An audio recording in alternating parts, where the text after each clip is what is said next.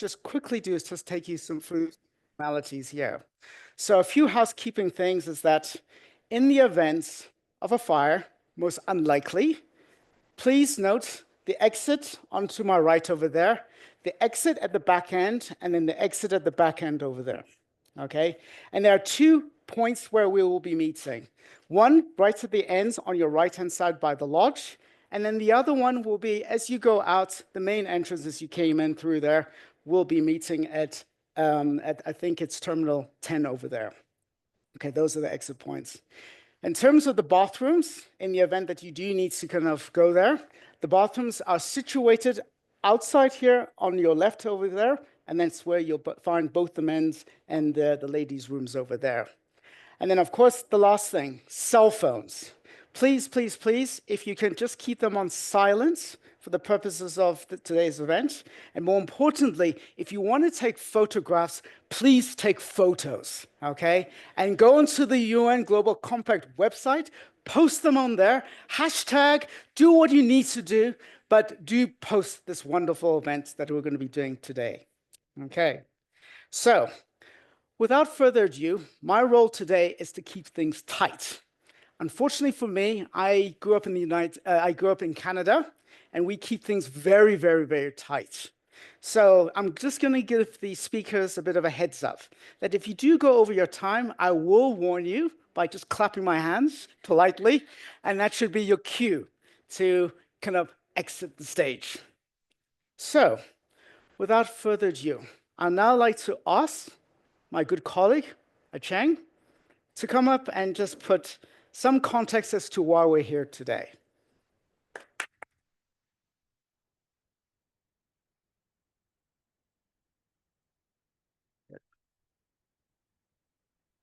Thank you, Israel, for that introduction. Good afternoon, everyone. And it's an important week for South Africa. This is like my 3rd or 4th event today, so you excuse me if I, forget things. So I'll read a lot today, which I normally don't do. It's an important week for South Africa.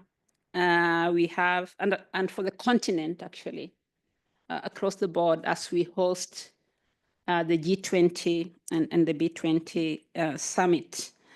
And so in this regard, we have many guests in the country at the moment. And I'd like to acknowledge in the room and welcome Assistant Secretary General to the UN and CEO of the UN Global Compact, Ms. Sanda Ojambo. Thank you. Welcome for joining us. I would also like to welcome all speakers and all of you as participants this afternoon. You'll hear more about the Global Compact from Sanda. So, when she's in the room, I just push all that to her. But I've been asked to introduce or to speak a bit about the topic today. We want to talk about sustainable finance. We want to talk about value chains. But most importantly, we want to talk about the role of SMEs in that.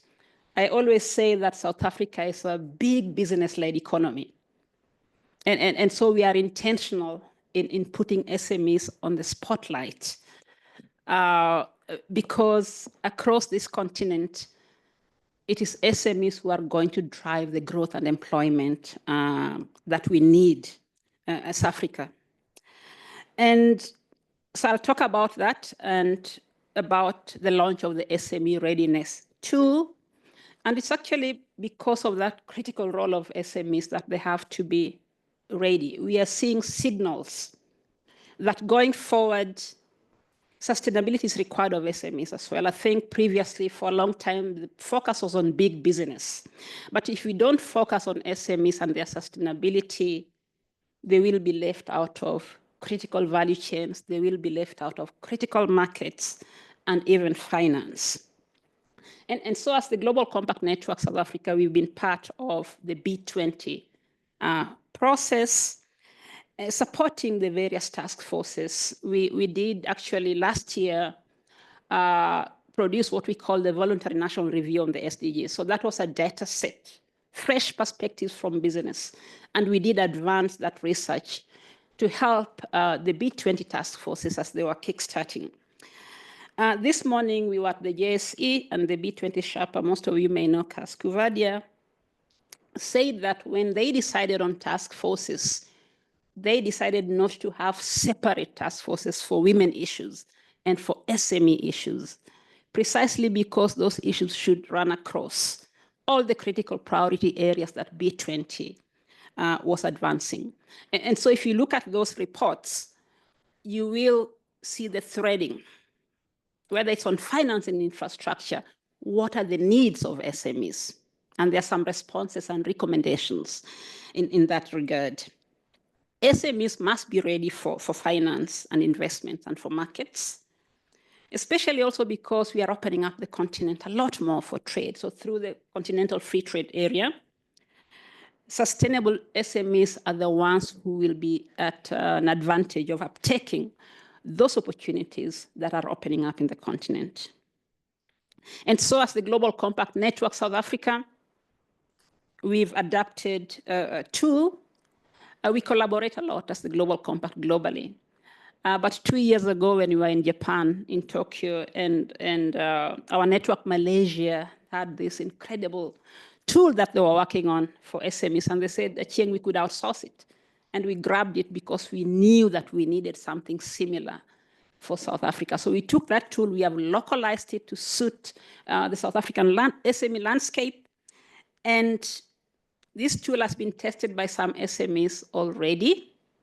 It's a sustainability start tool. And all of you as SMEs can map where you are, whether it's in terms of the environmental portfolio, the governance portfolio of sustainability, or the social portfolio, which is quite critical for this country as well. But we have more than that in the Global Compact. We have a special SME track in our Global Academy. And so that is where, after you start your journey using this gap assessment tool that my colleagues will talk about in more depth, and you have identified what your issues are, if you get into our Global Compact Academy, you'll see relevant courses there that you can take to support you through that process. We also have what we call the Spark program, also sitting on our UN Global Compact website. This is a global flagship SME capacity building program. It helps SMEs to establish partnerships, access resources, peer learning platforms, and benchmarking opportunities. And so we always say that we're solving big global challenges, but we must localize them for relevance. And this is what we have done, as you'll hear today. So once again, thank you, welcome, and let us engage. Back to you, Program Director.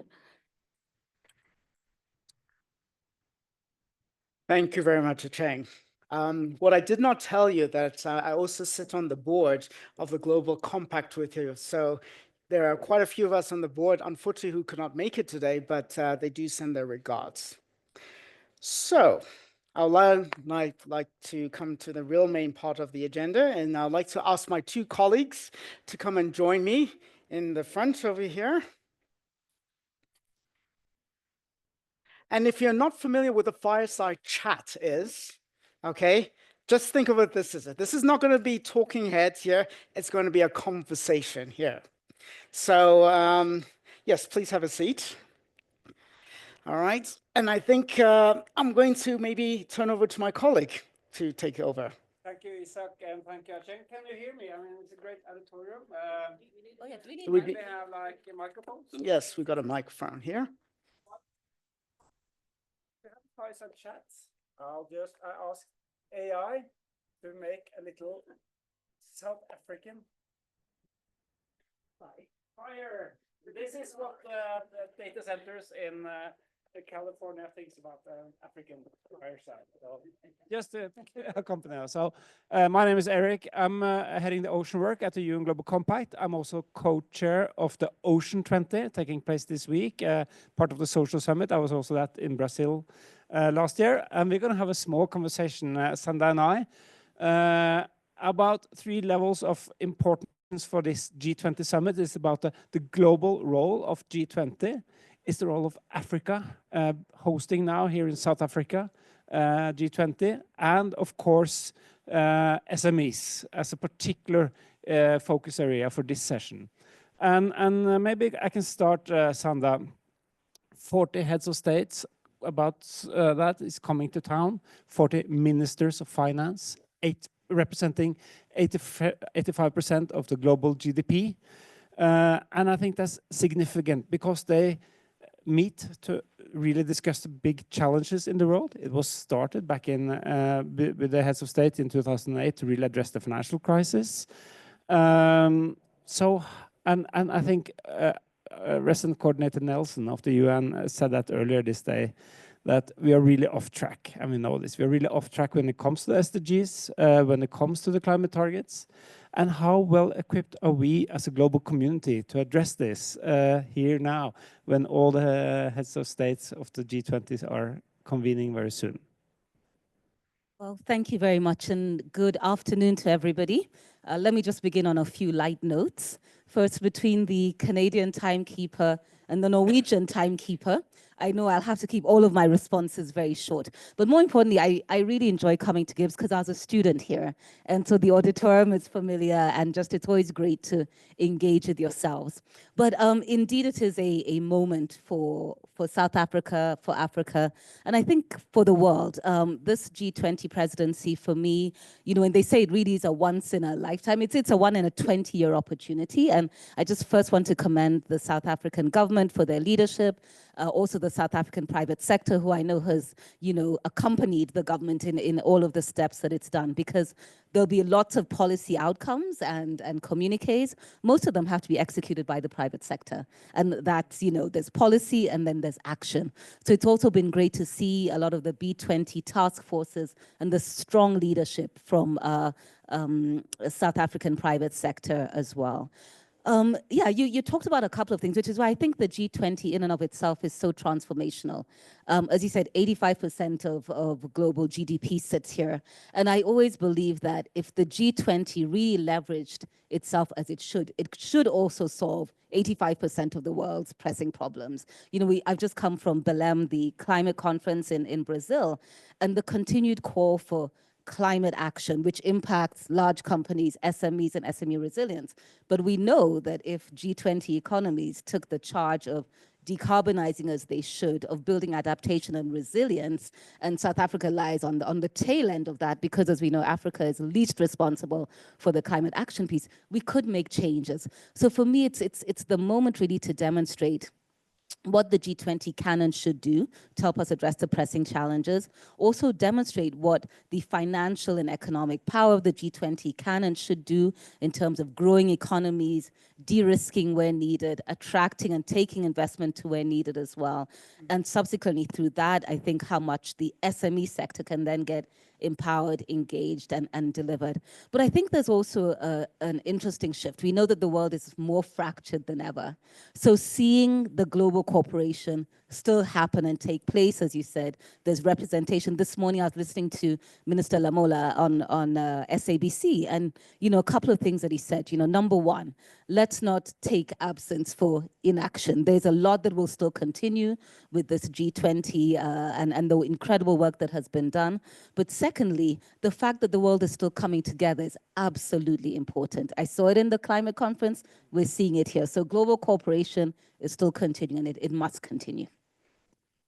Absolutely, it's critical to come together and talk, even when times are hard on the geopolitical scene. And I think it's even more important that we are gathering here in South Africa, unstoppable Africa. This is where the future growth lies.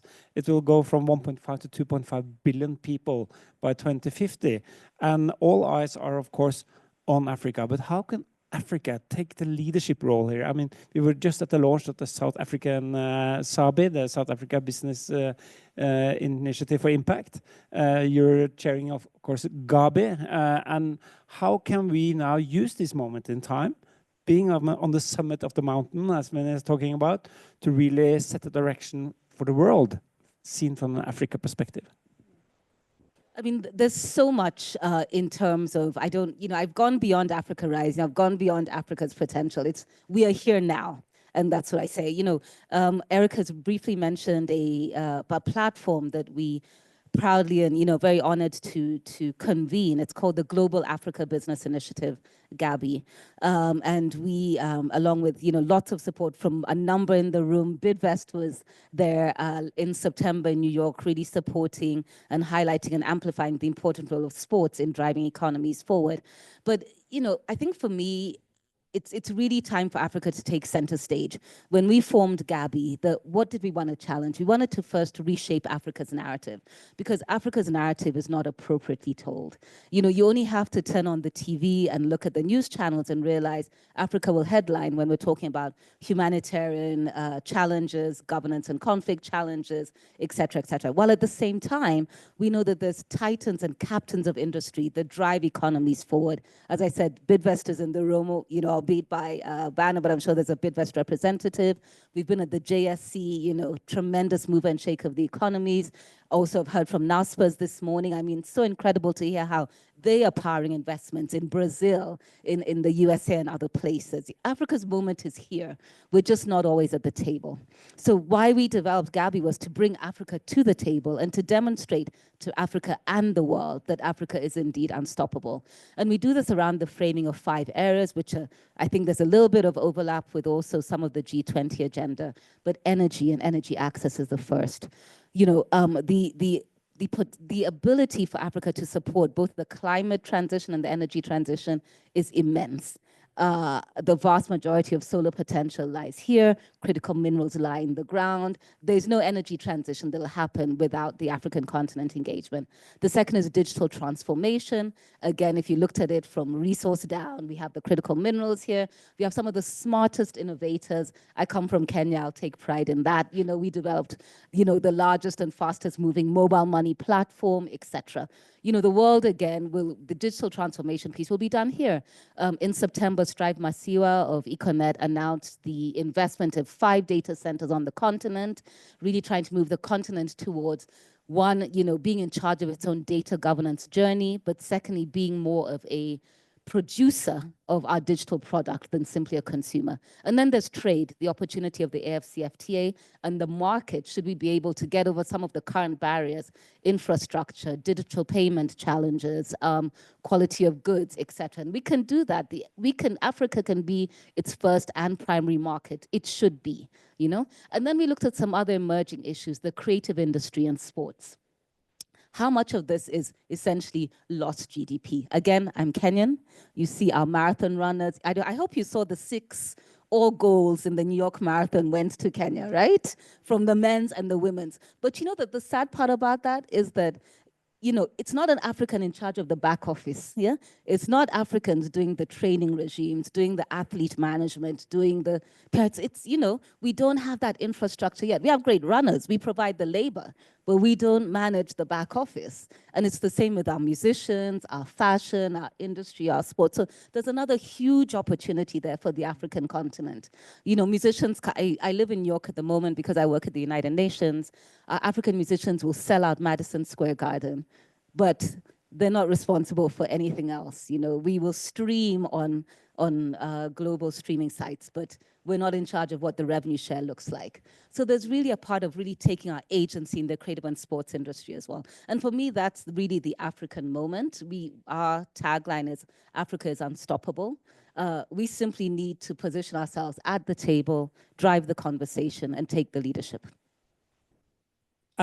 This is also about getting the SMEs to be at the front line of this value generating and taking their part of the supply chains. And I think the B20 Sherpa this morning, Kas Kovadia, said, I'm sure Acheng is very familiar with this, that I think they've done a very important work this year in the B20 to really, what he said, hard code gender and SMEs throughout the B20 work. It's not like a separate pet project. It's the hard coding of this. And really what we have been working on at the UN Global Compact is the ABLC, Africa Business Leaders Coalition, where the idea is to be good competitors. You have to compete you have to be good competitors, you have to collaborate on the rules. You need good rules, and then you can start competing, and then start creating much more value. And I think that's what we see throughout the world, is that companies, they want guidance, they want clear targets, they want transparency on this. And how can we, as the UN Global Compact, support both local and global SMEs in scaling up their productivity? Well, thank you. And Acheng did say I should talk about the UN Global Compact. So let me take a moment. It's the world's largest corporate responsibility organization. We have about 23,000 members worldwide. It's a drop in the ocean. We definitely need more. So if you haven't joined in a South African entity, Acheng here can facilitate your registration. But what do? We believe in a set of principles, I can see the banner back there, that we know makes business more resilient, more competitive, and more sustainable. Because businesses must truly engage in, protecting and promoting human rights, ensuring that labor is fair and equitable, making sure that our workplaces are free of corruption and bribery, and managing and being, responsible environmental stewards. But beyond that, also investing in the sustainable development goals.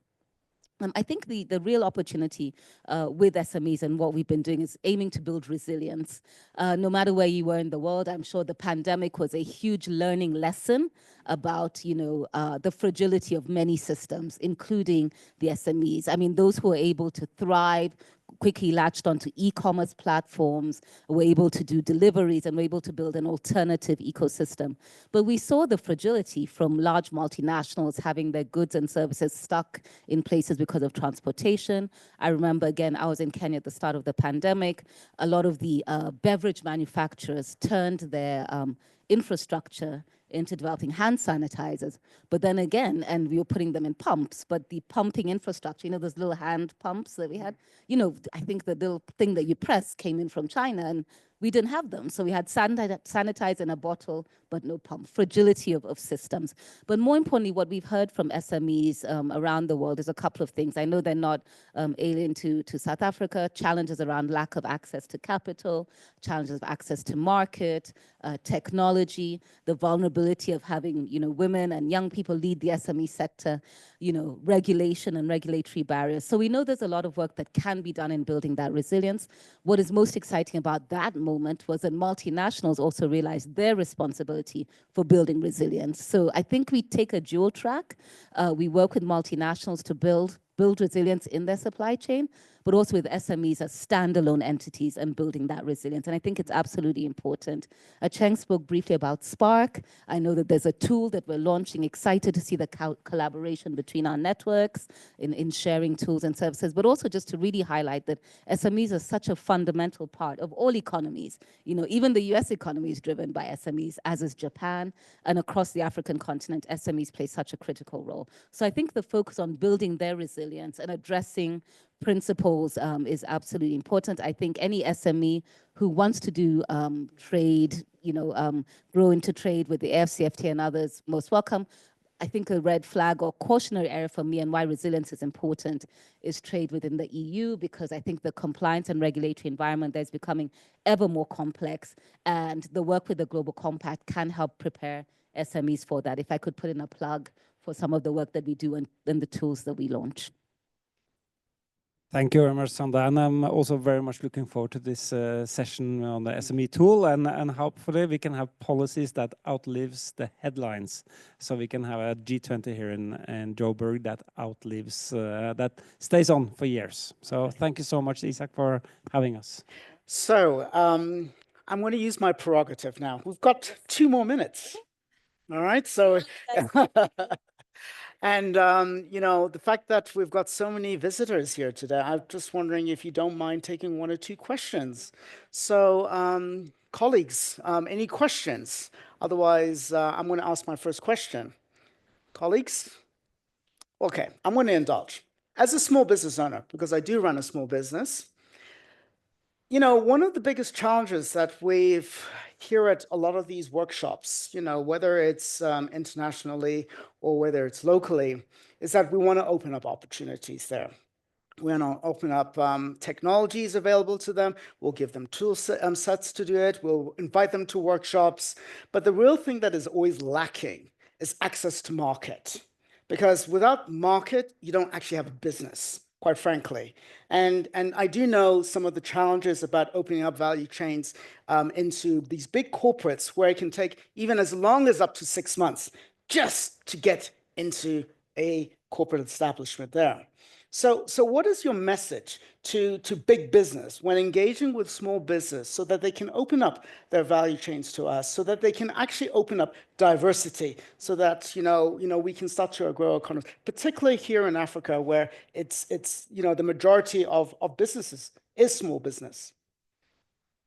I think it's really important that you highlight that as well. I think there's a couple of things that I would say. I think one is that it is really important to make sure, I think if I was to speak as a multinational, that you can actually empower the rest of the economy. I always say businesses cannot succeed when society is failing. And part of that society is also whatever happens down your value chain. I think it's incumbent on multinationals to ensure, or big businesses actually, that they have a robust supply chain and that it's as diverse as possible. It's almost actually a de-risking strategy in that regard. If you're able to have a large and diverse supply chain, make sure that you have women, young people, you have products from various parts of the country or the economy, that's number one, and that's great. But I do want to answer it in a practical basis because I just want to show how it can work.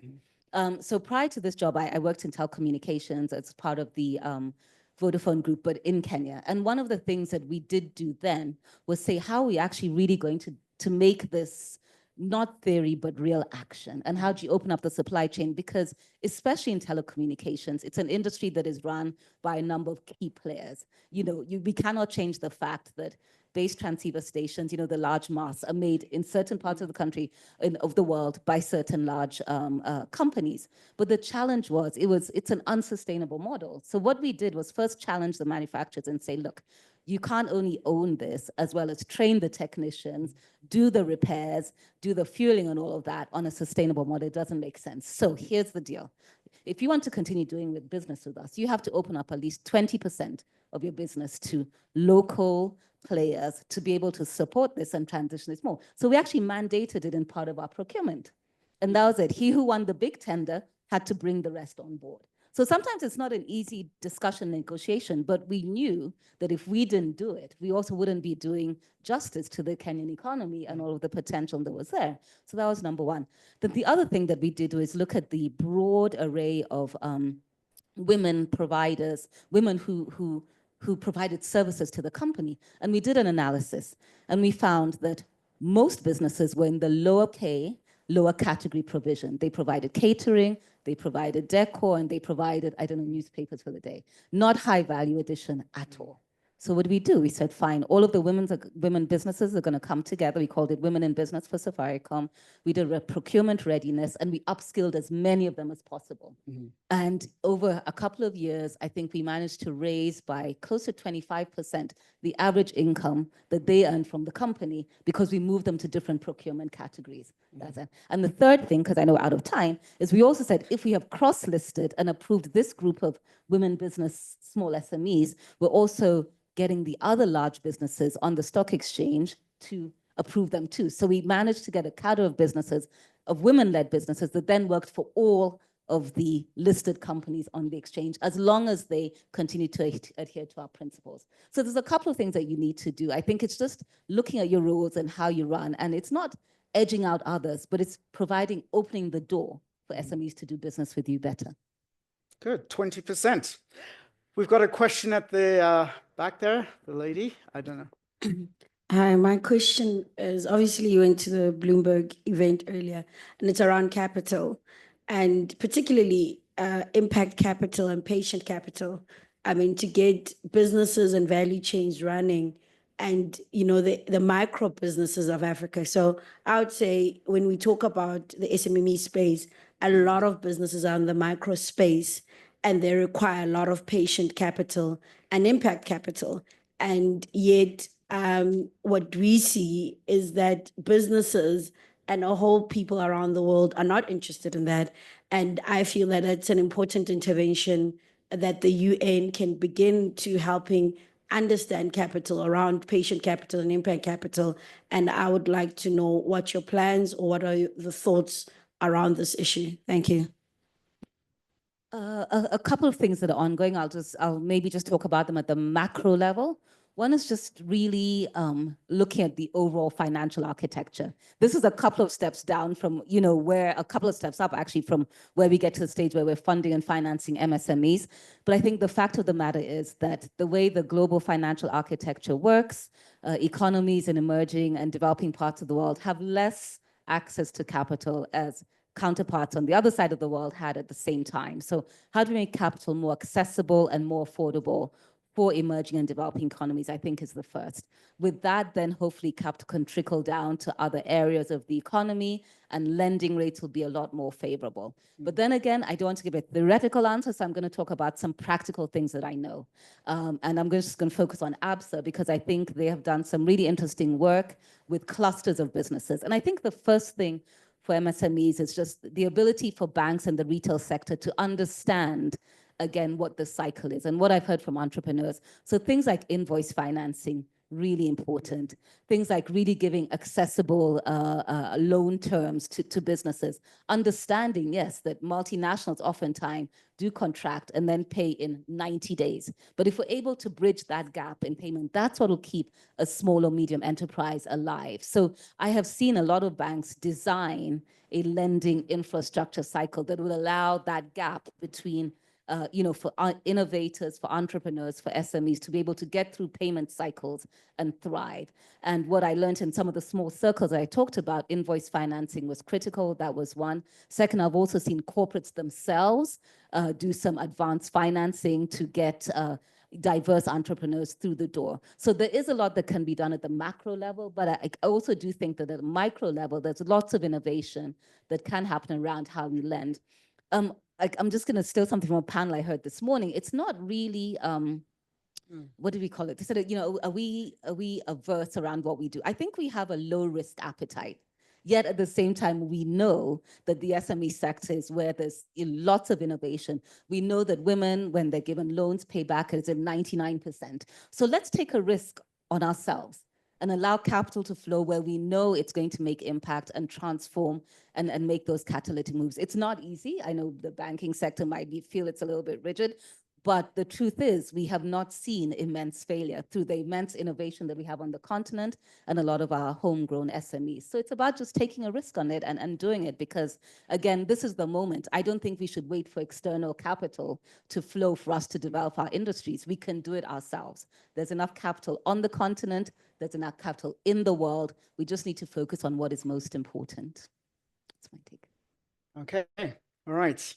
So last chance. Going, gone. Ladies and gentlemen, thank you very, very much for coming to join us this afternoon. And for the rest of your trip, I wish you an extremely successful conference.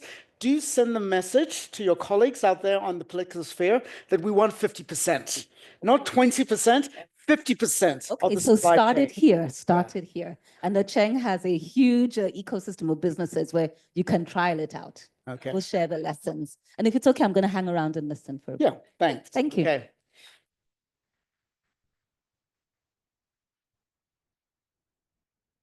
Okay, so we now move on to our next speaker, and I'm going to ask if Bernadette can come and join us here in front with me. Bernadette is a fortunate colleague to be with us today because she represents the Startup 20, which is the secretariat that has been responsible for all the conversations as it pertains to SMEs. So Bernadette, yes. Good afternoon. Okay, I thought I was going to be reading this out. Can I do that? Sure.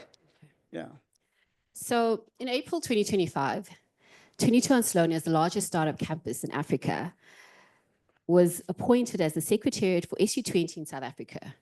The role placed us at the center of coordinating one of the most important engagement groups under the G20 framework, one focused on squarely building a strong, connected, and global startup economy.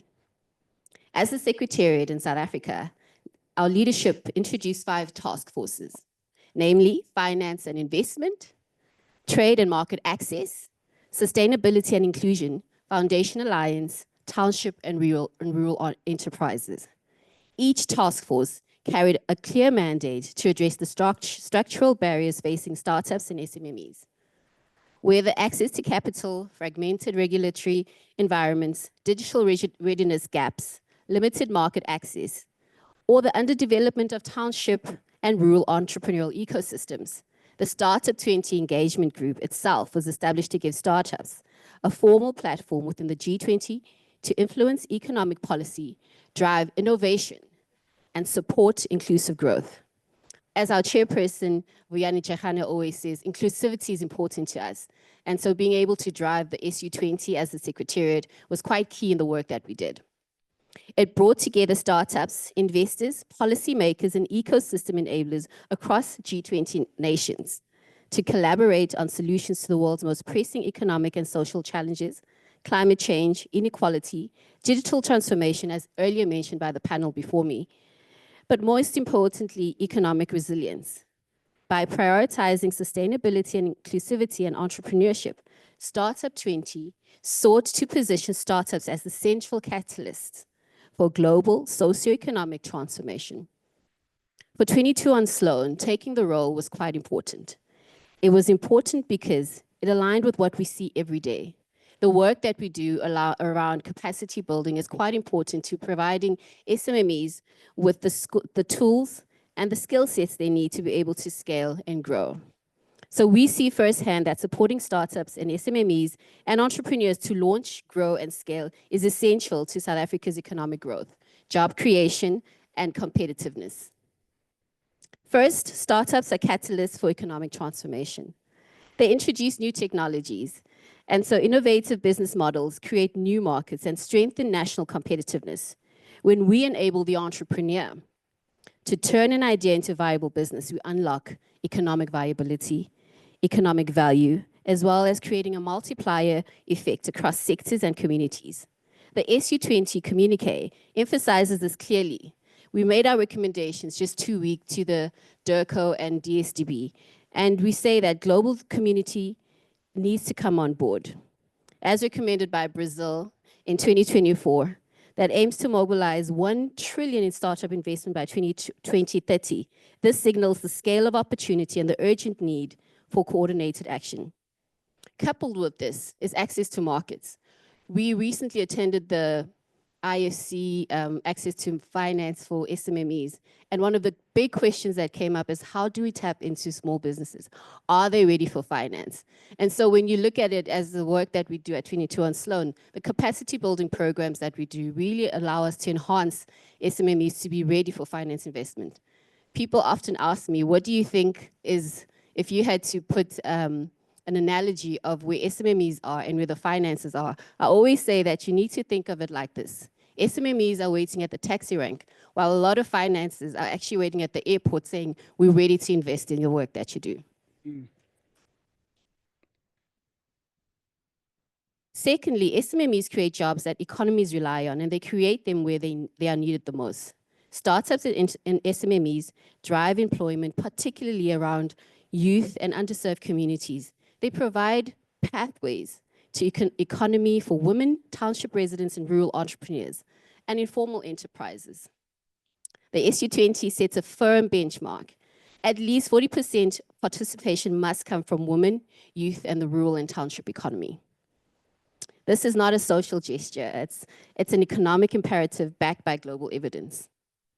Thirdly, startups are leading sustainability and responsible innovation, from climate change to circular economy models, from digital public infrastructure to green finance solutions. Startups are driving the transition to climate resilient futures.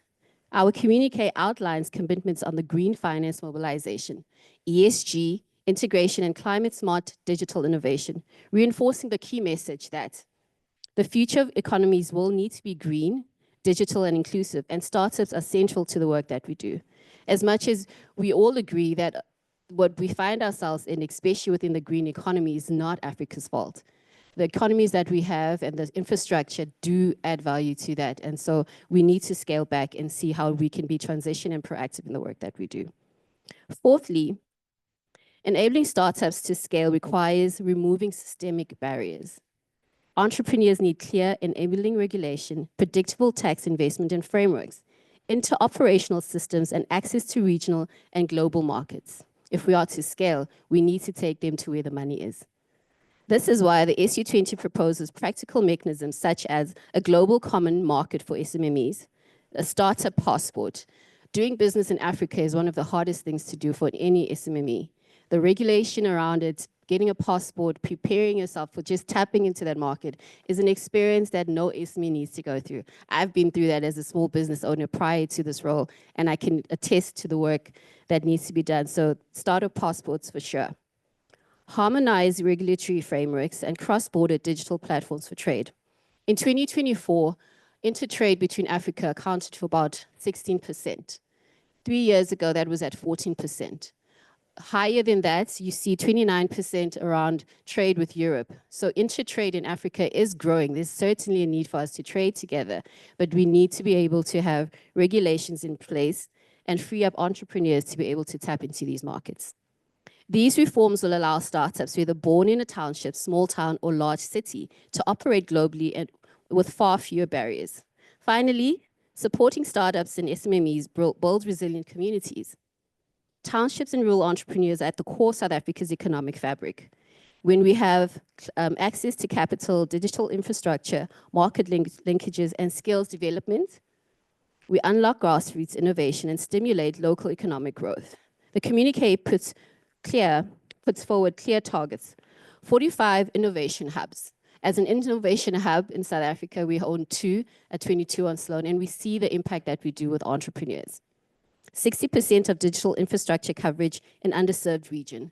Unfortunately, South Africa is still dealing with the digital divide, and so we see this work firsthand. Community investment vehicles that pool local capital. These are the foundations of a more inclusive and competitive national economy.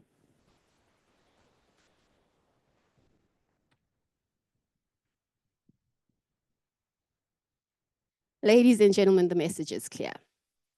If we invest in startups, we invest in the future. If we support SMEs, we strengthen nations. If we empower entrepreneurs everywhere, we build an inclusive, sustainable, and competitive economy. But achieving this requires action from all of us. Government must implement enabling regulations, deploy catalytic capital, expand digital infrastructure, and remove policy bottlenecks that slow down entrepreneurial growth. Investors, your role is critical. It must unlock patient, blended, and impact-driven capital that reaches early-stage and underserved entrepreneurs. Corporate South Africa must open supply chains, and they've done that very well. If you look at the work that has been done with BUSA, B20, you see that the corporate players have come in. However, you find that dilemma of them waiting at the airport and our SMEs waiting at the taxi rank. So we need to partner and strengthen entrepreneurs and startups to create innovation and resilience within the value chains. And as an ecosystem, we must continue to champion the entrepreneurs who are building solutions, creating jobs, and reshaping South Africa's economic future. As the SU20 South Africa communique reminds us, aligning around solidarity, equality, and sustainability is essential if we are to build a global startup ecosystem that leaves no community behind and empowers startups to play their role in solving the world's biggest challenge. Let's commit collectively to build this together. Key to the work that we do at 22 on Sloan is the Global Entrepreneurship Network. And you know, coincidentally today is the launch of Global Entrepreneurship Week. So we say, together, let's build. Thank you. Thank you very much, Bernadette. I think, do you want to take 1 or 2 questions? Any questions for Bernadette before she leaves us? I have a question for you. So after all of this happens, you know, we have all the leaders of the world descending on Johannesburg here. Our roads are blocked off. We can't stick around and go around as we normally do. What happens for the startup company after all of this? What is the tangible thing can you say that we can say, yes, this G20 made an impact for the South African startup? It certainly put a focus on the discourse of entrepreneurs and the startups and the stresses that they put up with, especially entrepreneurs within the rural townships. What was key to the work that SU20 did and the Secretariat was really saying, beyond this, it can't just be policy papers and these pretty papers that we submit to G20. It has to be, you know, sustainability beyond this. So what SU20 will be doing and has done is it has registered in NPC and will be driving that conversation beyond just G20. The work that we do has been amazing with the Saudis coming on board, with a lot of countries really saying, you know, this conversation can't just be one of the things that came out in the G20 or the SU20 conversation is that you've had these conversations in India, you've had these conversations in Brazil. Are we just having conversations? But we need to understand that a lot of policy is driven by conversations. It starts with conversations and then impacts and the work. And it's important that the work that we do as the ecosystem in holding all these policy leaders to account is important.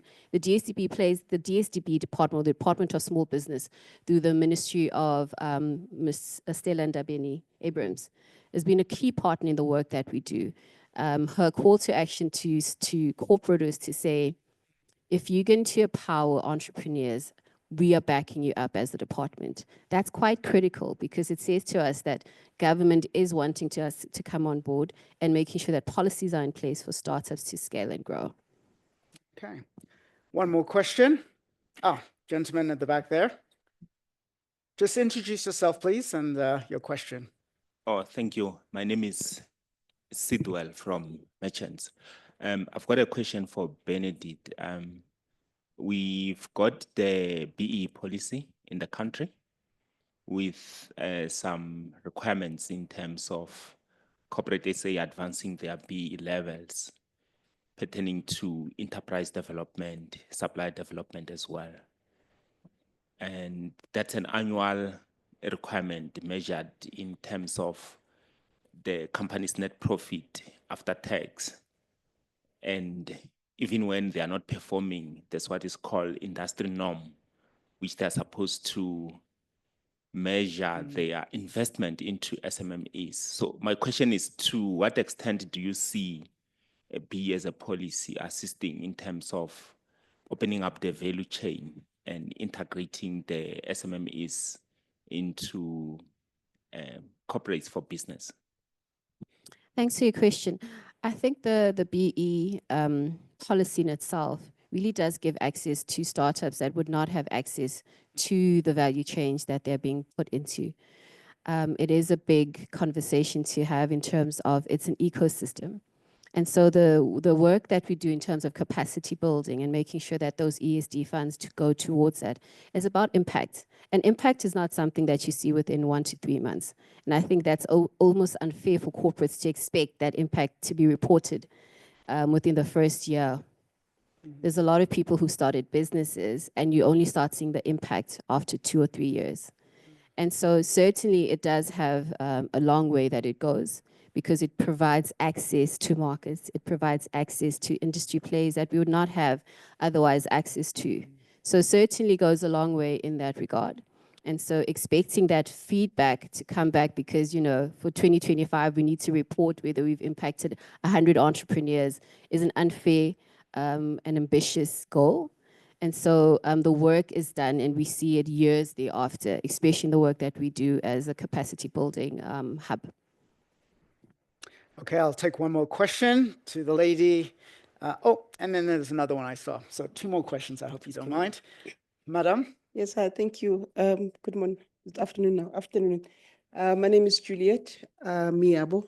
I'm a head of a township and rural SME network. I think it's the largest in the country. And we've done some programs with yourselves doing insurance loan, and we appreciate the partnership. Touching on the issues of policy, we also engage with the Department of Small Business Development and other stakeholders in engaging on policy issues. So you have policy, you have conversations, then there's also the reality on the ground. And there's that missing link in terms of ensuring that policy is implementable, because there are different role players. Let's take an example. There's COCTA, that puts bylaws in terms of what retailers in the townships can do, spaza shops. So there's a funding, spaza shop funding, the 500 million, that might not move because of those bylaws. So what are your thoughts in terms of dealing with such challenges and bottlenecks that makes all wonderful policies almost null and void if nothing happens? And I think that's an important thing because governments need to talk together to enable the environment that we want to create. I think the work of government, and we all know this, is not to create jobs, but to really create an environment, an enabling environment. And so those conversations are important, and being able to bring that to the fore, especially with the Department of Small Business, I think the beauty that we have is that they're open to listen. And beyond that, there are those things where we're seeing the impact is being slow. I think we also need to understand that our country is only 30 years old, and that's not an excuse for us to have corruption or to not do the work that needs to be done. But I think it also takes a while for a country to wrap itself around the work that it's supposed to be doing, around the policies that it's driving, especially given that there's quite a lot that needs to be done. And I think it's also unfair to expect informal traders to always come to the fore, but not being able to meet them halfway. It's their bread and butter, and sometimes policies allow for them to have less. So those conversations need to also be driven to say, how do we bring the unbanked to the conversation? How do we bring informal structures through policy in a way that does not infringe on their business model, that does not infringe on their investment and their profits from the work that they do? Okay. Always good seeing you, Juliet. Okay, and we'll take the last questions right at the back there. Hi, everyone. I am Gilabogile Makahane from Merchants, South Africa. And I have a whole loaded question, of which I apologize for the authoritative tone that I'm about to have as a young, angry lady, right? So I'm glad that you actually mentioned systematic barriers, of which small businesses face a ripple effect of systematic barriers that hinder the success of them, hence why we still face the high rate of unemployment from the townships mentioned, right? It's not as though the youth is uneducated. We are educated, of which after getting your degree or getting your honors, you are told that it's an academic degree, of which you still go on to do your master's or your PhD, and then you can only venture into academia, of which that's not what we want, right? Cool. Going on, small businesses are always more than willing to register and take part of the incubations, of which, as merchants, we have innovation hubs that also implement employment readiness as its core. Education, as you mentioned, that yes, the root of everything is educating and penetrating the market through education, right? However, education should also equate to penetration of the market by actually implementing all these changes and all these things that you mentioned, right? And I'd like to also know the success rate, as you mentioned that you have an ambitious market, and I'm actually glad that the lady mentioned the policy implementations, of which what would make the S20 different from all the policies that have been drafted up and not have been responded to. And I'm just glad that my international relations lectures are here, as we were taught that no response to a policy is actually a response. I'd just like to say that what is different, because we have merchants, we are also taking initiative and pushing employment readiness. We have Women Hub and we have Fetula, we have SNBS 1783 that are actually pushing the youth to be employable. However, the resources that we actually need more than education is the financial resources. Thank you. Gilabogile, right? Fair question. Gilabogile. Thank you so much for your question, and I think you're 100% right. You know, it's not that South African youth are uneducated; they absolutely are. The literacy rates in South Africa is quite high. However, I think what we also need to consider, it's a very similar conundrum we find ourselves, that finances and SMEs, is that are we studying for what the economy needs? right? And so I think that's a question that we're not really tackling. You find a lot of women that have gone degrees, they've got a lot of social science degrees, but are those the degrees that we need to solve the problems in our economy, number one? I think number two, in terms of your question about, okay, you've spoken about SU20 and what is it going to be different? And I think I mentioned that earlier to say we've registered a Startup 20 NPC in terms of an NGO or the work that we do beyond this. So there's been a huge commitment from the chairperson of SU20 to take this beyond just these conversations, right? So that's also quite key. I think your third statement was around... The third one was assistant finance. Yes, thank you. We just need more than the education and incubation. We need the financial resources. Yeah, I think financial resources, but we need to also take the context of the economy, but take it in the sense of what I'm saying about matching the skill set with what the economy needs. Okay. All right. Thank you very much, Bernadette, for your time this afternoon. And will you please give a warm welcome? Thank you. And shake you. Okay. No, I thought everybody's question was very fair. I mean, I run a small business. I stress out about paying salaries. I stress out about the rent. I stress out about all these things that we've all talked about. And I'm hoping that, by the time that all the leaders leave this world, that we'll start to see some real action. Just a quick show of hands here. I'm just curious to see, we've got quite a full room here, but how many of you actually run a small business? Yeah. Okay. All right, so Sandra, you can see around the room here, this is the guys here that are going to be creating jobs, okay? This is the next part of how our economy is going to grow, okay? All right, okay, so we're going to now move on. Unfortunately, our next speaker was not able to make it. Her name is Vanessa Chonge, who is the Group Business Development Executive at Bitvest. Bitvest is one of our proud sponsors here for today's events, and unfortunately, due to a personal matter, she was unable to make it. So she's asked me to kind of read a message, and after I've read this message, we're then just going to play a very short video. It is an honor to be partnering with the UN Global Compact Network South Africa and the Africa Business Leaders Coalition in launching the SME Readiness Tool. At Bitvest, ESG is not just a reporting exercise, it is a framework that guides how we operate, invest, and partner. Our decision to fund the SME Readiness Program was driven by both a strategic alignment and shared responsibility. We recognize a clear gap. Smaller businesses often want and adopt ESG principles, but lack the tools to measure, report, and improve on performance. We launched our first ESG framework in 2020. The targets that were set were ambitious and aggressive. And looking back, we achieved and in some instances exceeded some of those targets. Our purpose at Bitvest is quite simple, is that we turn to ordinary businesses, extraordinary businesses, and that purpose extends to beyond just businesses that we own, but it includes businesses that integrate into our supply chains, especially SMEs.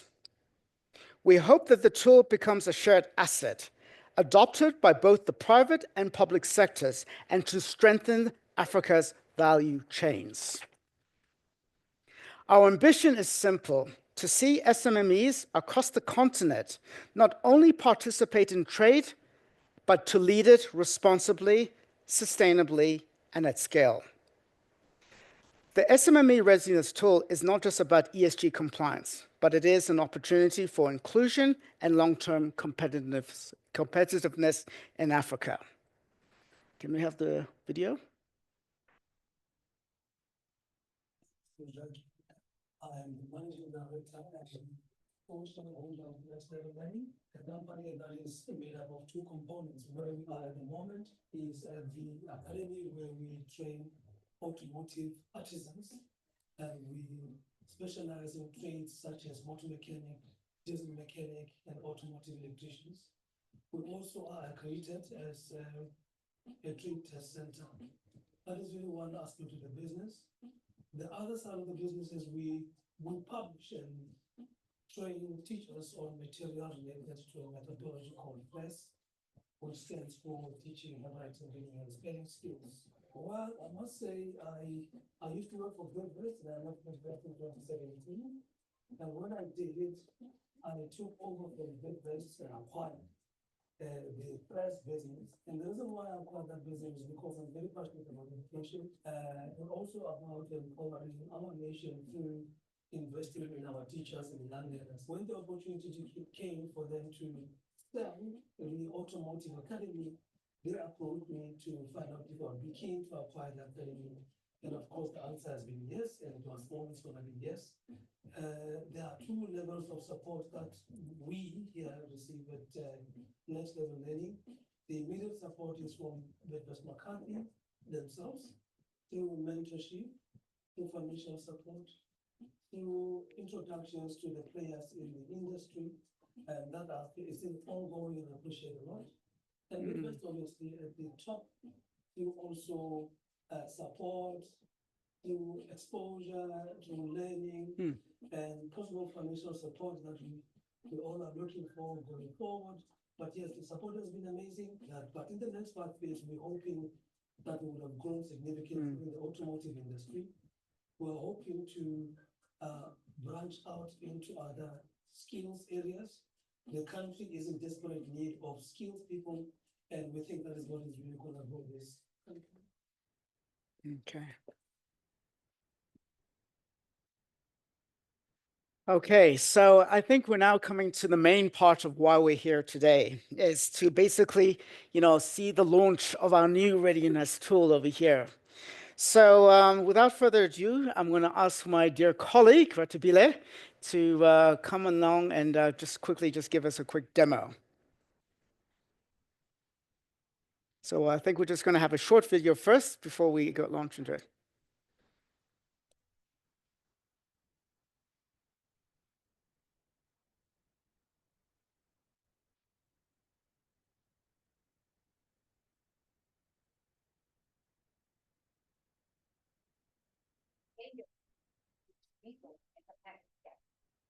SMEs employ nearly 50% of South Africa's workforce.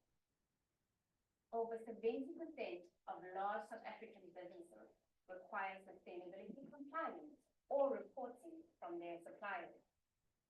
Around 60% of corporate buyers consider sustainability performance a key factor in supplier selection. Only about 30% of South African SMEs currently engage in formal sustainability reporting. Access to sustainability incentives or financing often depend on providing sustainability data.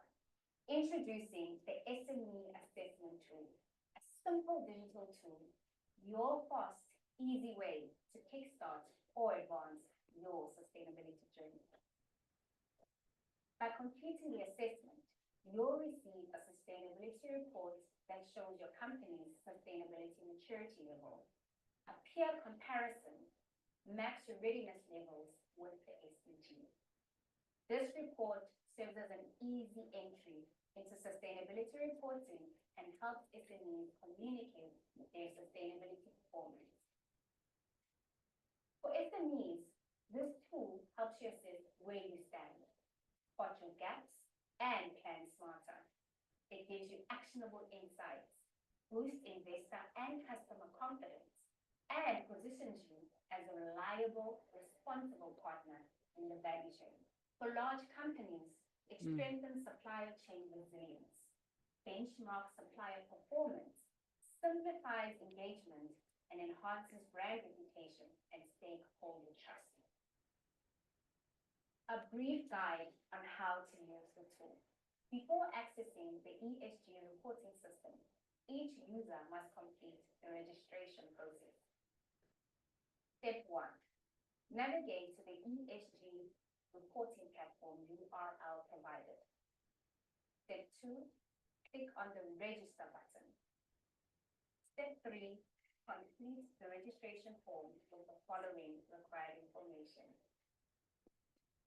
If you have already registered, simply use your login details to access the tool. Answer simple yes or no questions about your sustainability practices. Receive your detailed report instantly. Use the insights to improve and communicate your sustainability efforts. Take the first step towards a more sustainable future. Start today. Use the tool and take the next steps towards a stronger, more competitive future.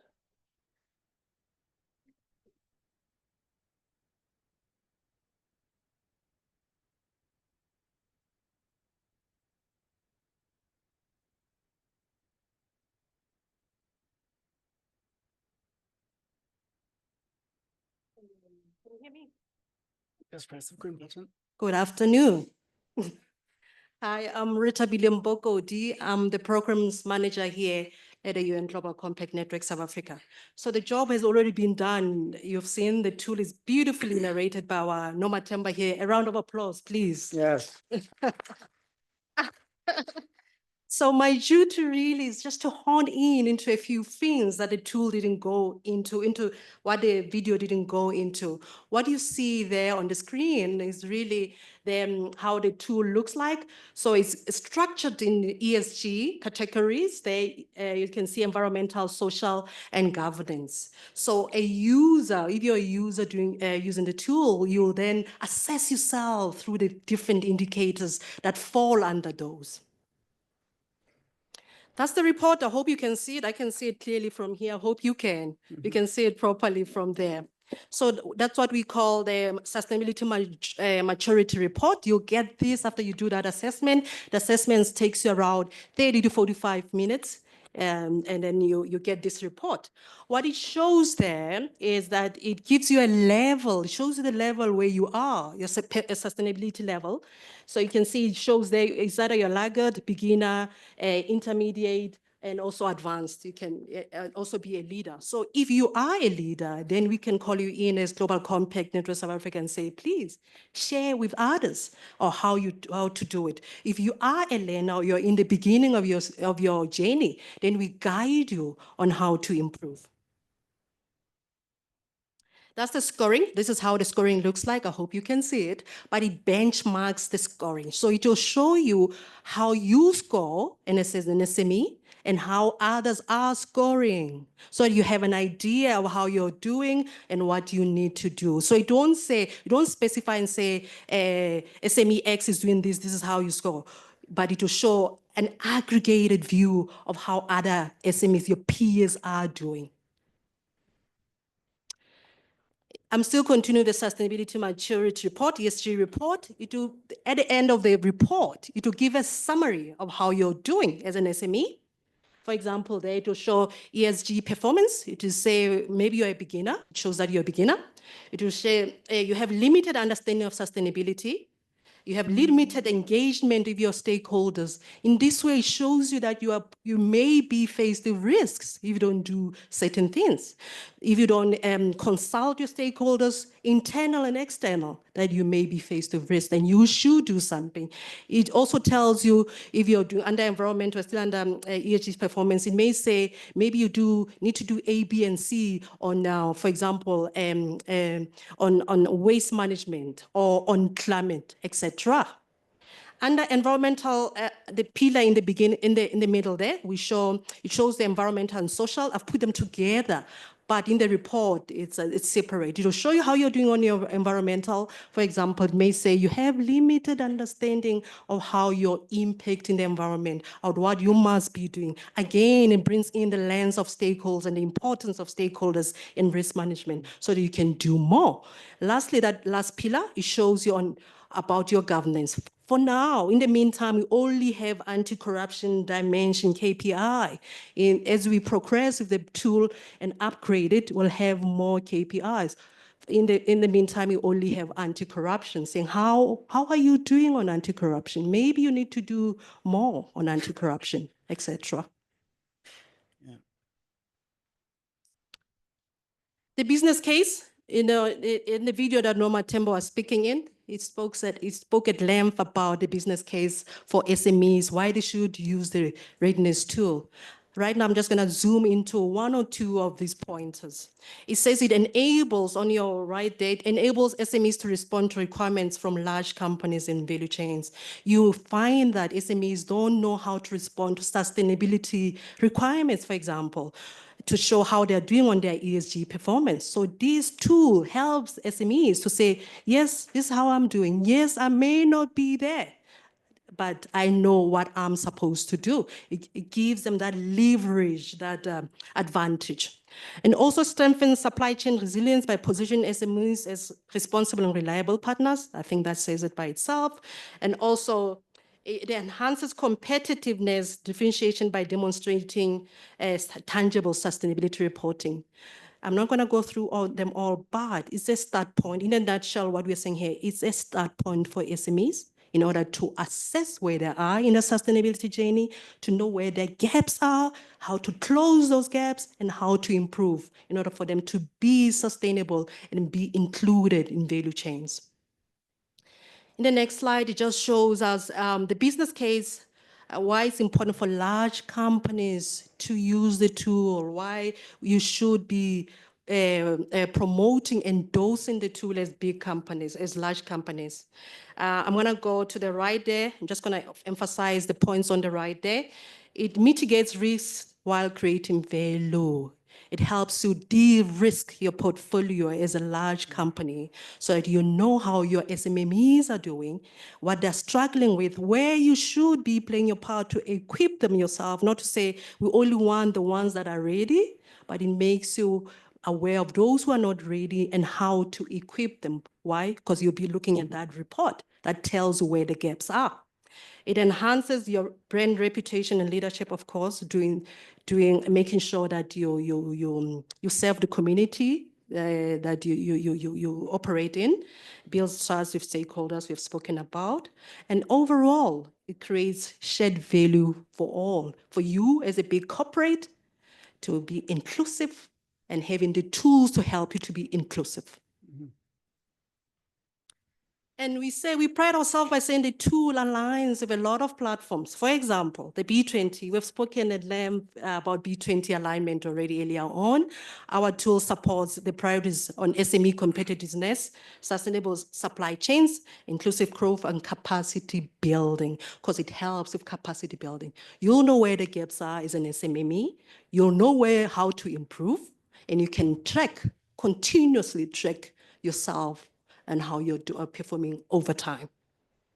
And also, it aligns with Africa Trade Agenda through the platform of ACTA, which aims to create a single continental markets for goods and services and to reduce trade barriers. It's not only trade barriers from country to country, but it's trade barriers for SMEs too, so that they are part of the value chain, so to help them to be included. And lastly, our CEO has said it earlier on. Us as a UNGC, we have a portfolio of SME offerings, Spark being one of them, as my executive director spoke about it earlier on. So these complements what we have already to have, so that we have actionable data and insights. Over time, we'll be tracking the insights we get from this report, from this tool, to say this is how private sectors of Africa is doing. This is where the gaps are. And in the future, it can even help enhance our programming offerings from the UN Global Compact perspective. User feedback. So as Dr. Achieng has said earlier on, we got a number of SMEs, even big corporates who have tested the tool already. We have positive and some feedback that we have to, constructive feedback, let me put it that way. It's not only hunky-dory. Some of the comments we got, I hope you can see it properly. I'm going to read from here. Please allow me to. The tool, one comment we got from SASTEC. SASTEC is one of our partners. Gary, the CEO, is here. He will talk on the panel later. The tool is a comprehensive, and the report provides excellent roadmap. I had to highlight that, excellent roadmap, so that you can know where to improve. Okay, the second comment there says it's from Experian. Experian is also an SME. It says the tool is incredibly user-friendly and easy to navigate. I'm only gonna, and also the last part there that I want to highlight.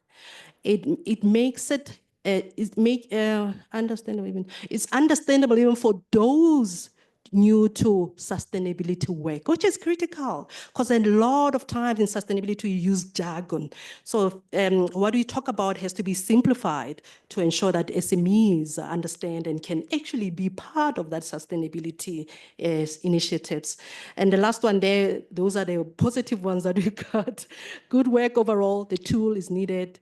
It will make an impact for SMEs. That's another SME. SU Holdings said that. At the bottom there, we have areas for improvement already that we've been given by, for example, Investec. Investec says the following: shorten and streamline the tool. We think it's short, but they say no, it's not short at all. Make sure it's shorter, streamline it more. So it is. It takes maybe around 20 minutes if you can to complete the tool. And also they say broaden the thematic coverage. So we have, for example, in the environment, we have water, or we cover water, but they're saying your focus is too much on conservation. Elevate the discussion, talk about water stewardship, etc. Those are the kind of examples we got. And also enhance functionality and support. For example, in the report, after you do assessment, it gives a report, but it doesn't show you where to get the material to improve. So we, in the future, we will have a link to say, okay, you are not doing well on a social dimension. This is where you can go, for example, on a UNGC website or other resources. So we'll make it easy for an SME to take forward the recommendations. Key improvements. I've already spoken a bit about those. We'll definitely, these are based on what the comments we got, and also ourselves, we tested the tool. We know how the tool is like. We'll enhance the user experience. Some of these improvements will be short-term, medium-term, and long-term. We can't do everything at once, but with time, we'll make sure we incorporate everything. We also have to question clarity and relevance. There are some suggestions there that we should maybe think of making the questions have sector approach to the tool, have the finance sector doing a certain tool, using a certain assessment, etc. And also strengthen the feedback and recommendations that are based on that report that I spoke about, have a direct link to UNGC resources and many other resources to help the SME. And lastly, as phase 2 of the tool development, we're going to have a progress assessment where an SME who has done an assessment before can come back and do a progress assessment. Say, this is where I was. I want to assess myself again to ensure that I am improving as an SME. Call to action and vision really for us, based on the tool, not the whole conference, is to say, SMEs, please ensure you use the tool. We are going to make some improvements where we can in the short term before we officially let you use it, but make sure you use the assessment tool. Large business in the room and those who are not in the room, integrate the tool into your supply development and sustainability programs. To our partners sitting in the room, promote the tool to our SME networks so that they're not left behind. They can use the tool. Financiers, those in the room and those who are not, use the tool for sustainability-linked finance assessments, and of course to government and development agencies, endorse and embed the tool in your sustainability and enterprise development. So, as Global Compact, our vision for the tool is as follows. We'll leverage the distribution of the channels and adoption via all the stakeholders mentioned above to ensure that it's adopted at scale. We will continue as a Global Compact Network South Africa to drive ongoing scaling, collection of data, very important. It will help us do that. Track insight, impact reporting. It's very important to know the impact of the tool and how SMEs are doing in order for us to have programs that are relatable or help them grow. And also it helps us in our reporting. And lastly, by doing all of this, we'll continue to strengthen the SME participation in sustainable economy. Thank you. Lord Sabile. Sorry, can you just come and join me here in front for just 2 seconds? And we'll just take a couple of questions about the tool itself. So it is my prerogative. We've got quite a few questions. So I'm going to start off from this side here, and then I'm going to sweep across the room so that you can answer them. So introduce yourself, and then of course your question, please. All right, thank you very much to the team. The tool does look beautiful, and as a young person, we love pretty programs, so that is definitely something that we would say it looks really, really nice. Just a few questions. So my name is Bella Mkabela, and I'm from the Ethics Institute, so you can imagine what I'm going to focus on. I'm just curious what the anti-corruption measure specifically, because corruption is quite a ranged topic, and so I would be curious what exactly it measures for the SMEs. Secondly, so a lot of the time, some of the corporations already have their own requirements for supply chains and working with small, medium businesses of what they require. So I'm curious to say, as a business who's using the tool, how can I use this to further enhance my chances of working with larger businesses as well as corporations, especially if they are pegging it against their own systems that probably already exist, or rather their own reports. And then lastly, sorry, I know I'm asking quite a lot. I'm just curious in also, so a lot of the time, small to medium businesses have not a comprehensive structure of governance. The governance structures are usually built differently for large corporations and compared to smaller corporations.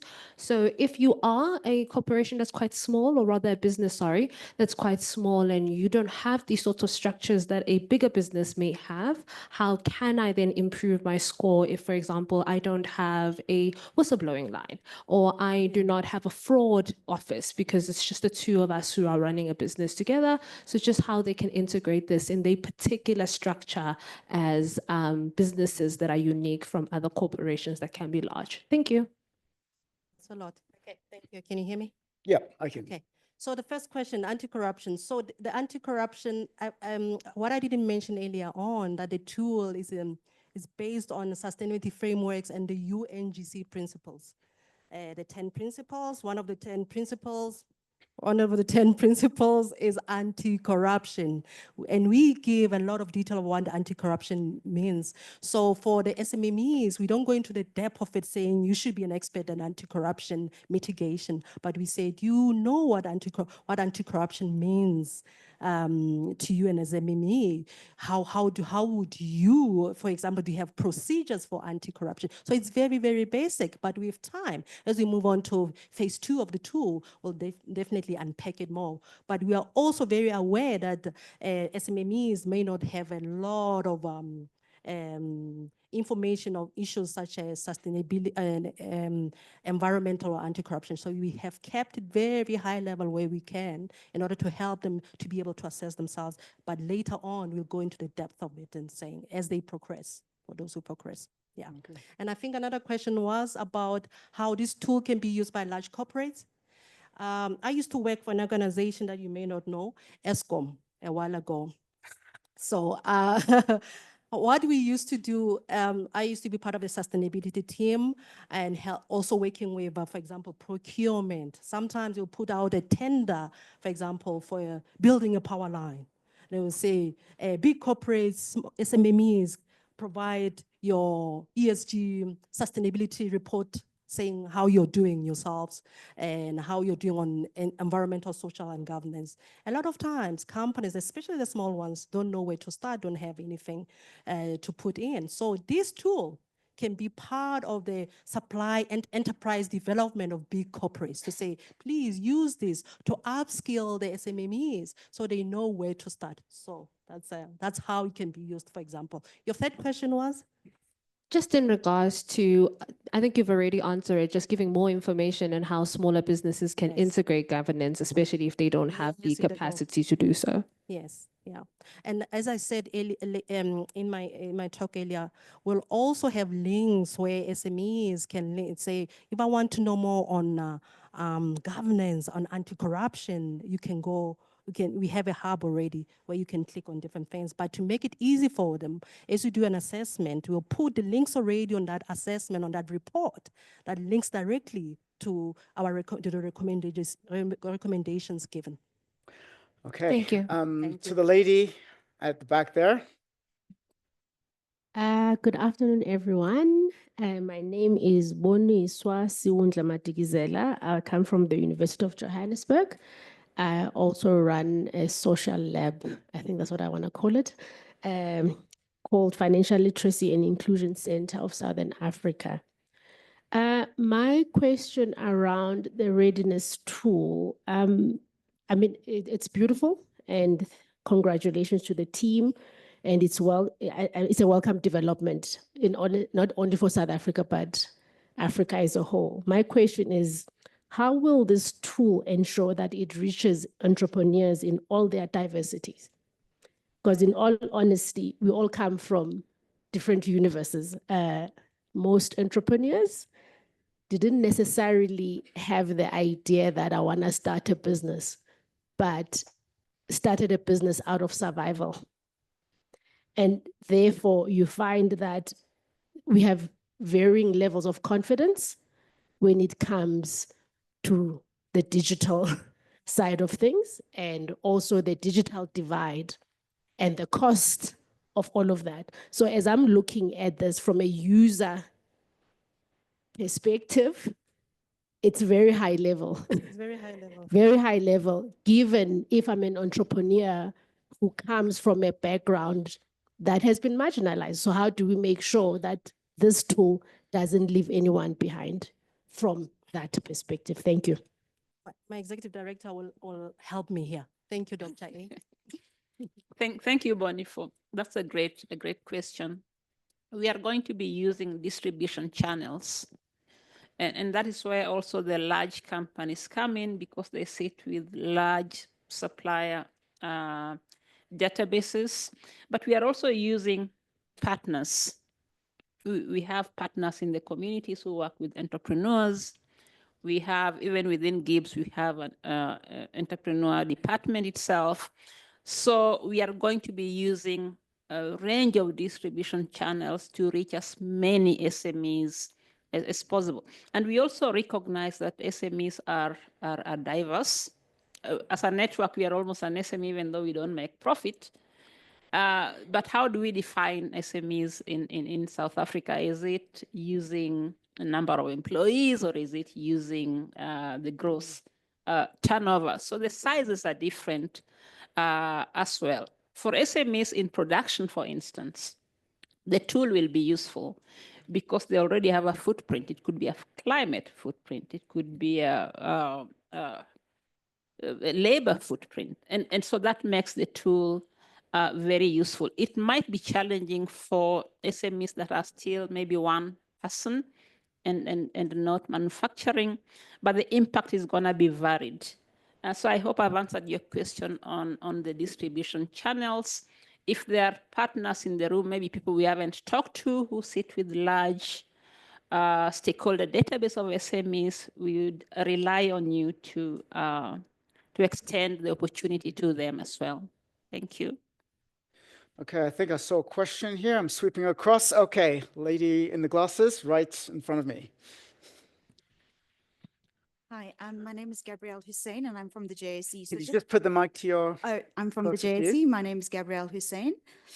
Just off the back of that answer, actually, about the distribution channel. So, for example, the JSE is a member of the UNGC, and if we wanted to incorporate this into our supplier development programs, is there a way that we could, for example, because I know we have a login for like training channels through the UNGC, but the problem is that we don't have any control to see who's actually doing training, who's coming forth. So is that going to be something that you guys are going to consider going forward so that we can actually monitor the progress of our suppliers? Yes, and I know that we are signing an MOU with the JSC, so we are on it already. Thank you. Okay. All right. Madam over here. Interestingly, it is Madam Waste, so well done, Israel. My name is Gamu, and I'm the founder of Madam Waste. We are into waste diversion, circular economy, and all those sustainability items. I've got comments which can be food for thought. Firstly, the sector component is quite key because for us, it's inevitable that we should be already conducting ESG reporting. So we've done that. We've had the privilege of playing around with the tool. and certainly noted an opportunity to hashtag what's next. So once we've got the tool, it has enhanced how we will be reporting going forward. What does it look like when we have conversations with the corporate? Because we may be one step ahead while corporate still needs to familiarize or acquaint. And to give you a practical example, we approached 2-3 corporates who then said, well, we're not so sure. I don't know. Hey, yeah. But here we are practically showing them that this is our ESG rating out of 10, as an example. And we've been told to supply our ancestral DNA records, including our grandfather's fingerprints.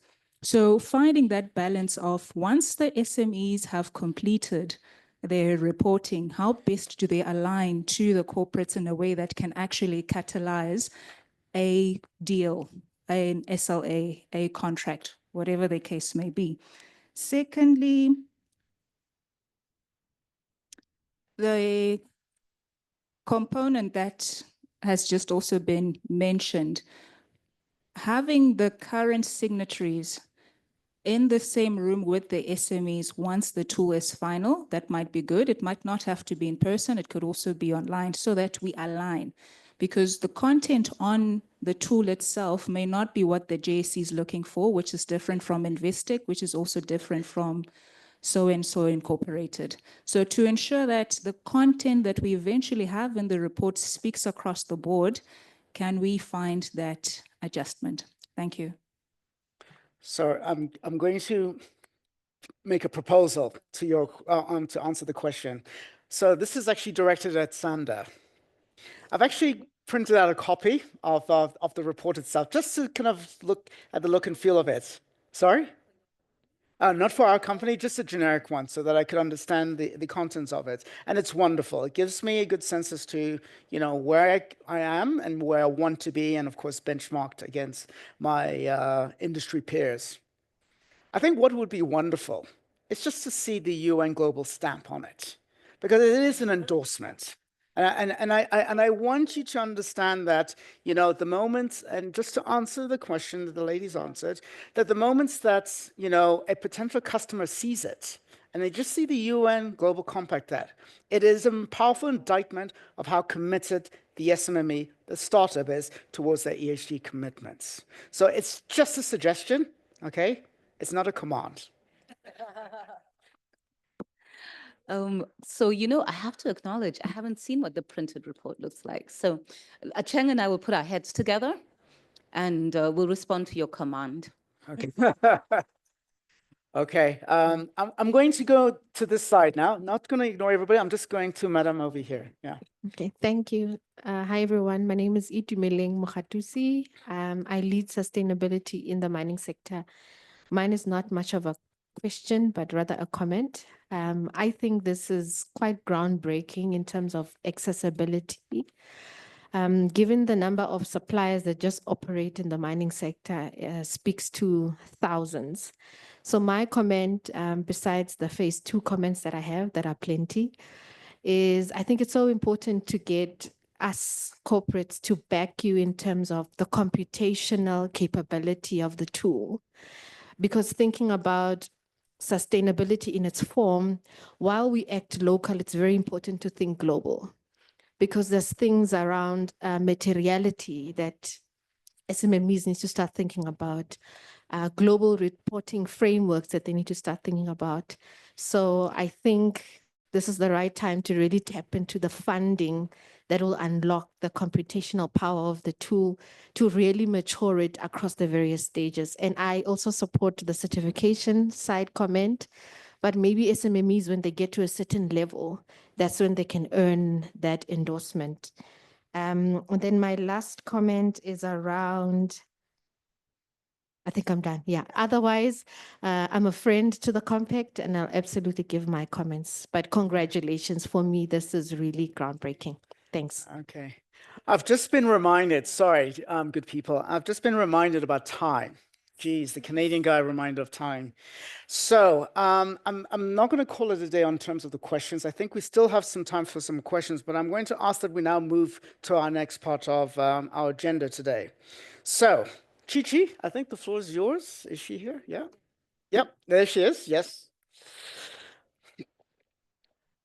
And yeah, I think you will. I'll leave the floor over to you to bring the other guests on. Yeah.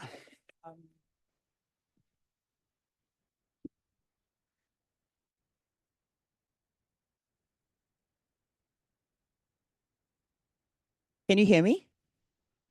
All right, good afternoon, everybody.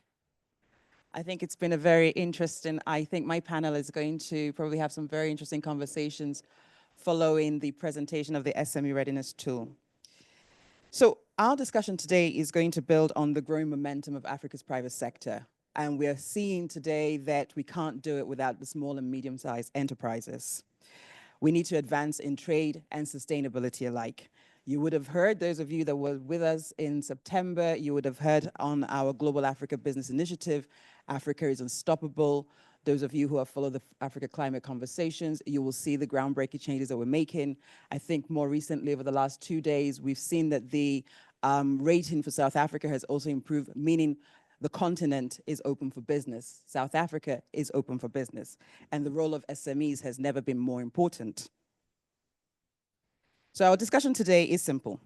How do we boost sustainability readiness? How does this translate into, I think somebody said, how does this translate into scaling market opportunities? What is the role of large companies? What is the role of SMEs? What is the role of readiness tools such as this? How do we make it work? We've got the African Continental Free Trade Area Agreement.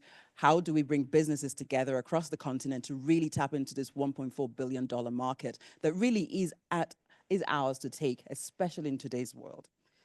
So joining me today, I have a distinguished panel who will be discussing from various perspectives, who I'm going to invite to come and join me here. First on my list is Ms. Mpumi Musela. She is the CEO of SE Holdings. She's going to be representing our SME perspective. For those of you that don't know about SE Holdings, her organization provides nationally emerging commercial farmers with holistic support to create sustainable farming enterprises through access to markets, non-financial and financial business solutions that are suited for them and are innovative and sustainable. Welcome. Thank you. I'm also pleased to invite to sit with me Mr. Gary Joseph, who is the CEO of the South African Supplier Diversity Council.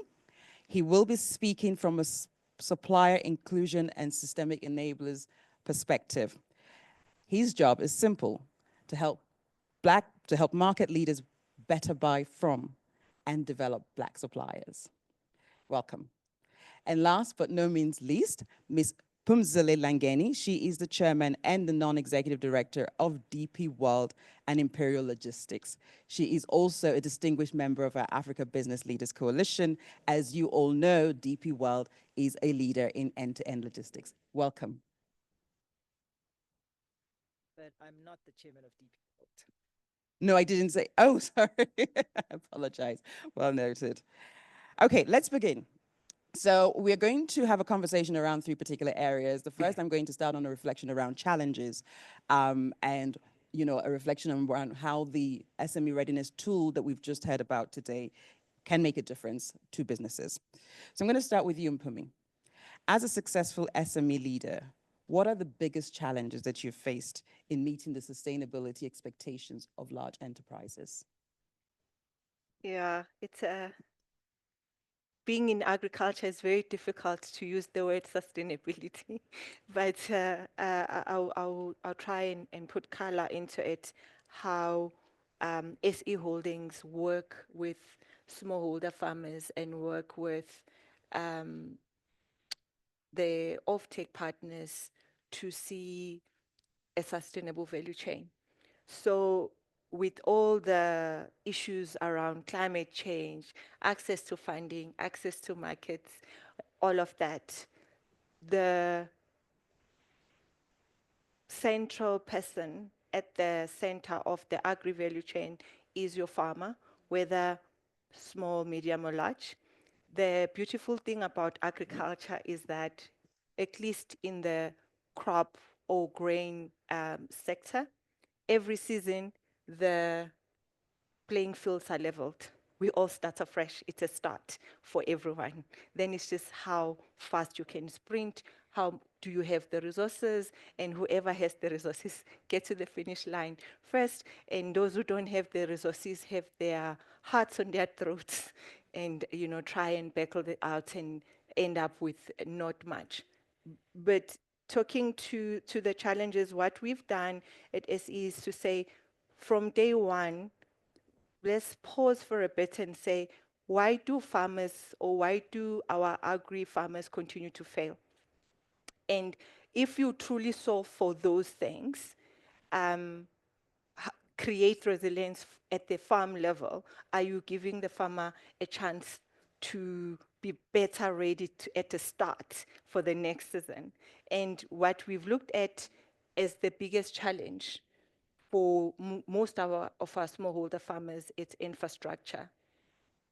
So I'm not, infrastructure, you're gonna think funding, you're gonna think all these other things, but indulge me, infrastructure, what do we mean by that? We mean irrigation system, fencing, you know, storage, if we are giving the farmer the input. So infrastructure at the farm gives that farmer a chance if anything goes wrong with their crop to start again because they'll have water to do this, or their seed is protected, etc. So where then do we come in is to say, we as an aggregator, that's what we do at SE, we go out and negotiate big offtakes with the likes of Tiger Brands, Unigrain, all the big food and beverage producers in the country because we understand the specification.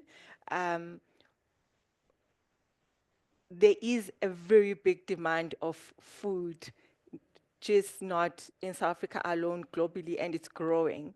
So why are we not able to meet that demand? It's because they're not necessarily buying a tomato if you are selling a tomato. They need the best, the most safe, and that meets their standard. And that's really where the disconnect is, the specification, understanding that specification from day one.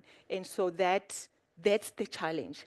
It's not producing the tomato, it's producing the tomato for Tiger Brands or producing that for a specific market. And so being able to solve for that and creating capacity around the farmers to understand and create pride to say, your tomato doesn't only end here. This is the product journey of your tomato. It's one of the best all-gold tomato sauce in the world that we all enjoy in the room. So that's really where the disconnect is between smallholder farmers and funders and big corporates and everyone else, because the farmer is just like trying to survive a tomato and not truly understanding like also why all this compliance and why all this sustainability is being asked of them. Because if the tomato is not good, who's going to be sued? Tiger Brands. And Tiger Brands will come for who and will come for who. So compliance is actually protection and competitive advantage at farm level, at aggregator level, and ultimately at the corporate level. So all of them need to work together. Thank you. No, thank you very much for that. So I hear infrastructure, I hear compliance, I hear capacity issues. So let me ask you a question, maybe two questions in one. What practical support then? So there is the role that companies like yours play to bridge some of these gaps. So are there other practical things that we need to be telling large corporates or that we need to be doing? So we're trying to move away from just talking.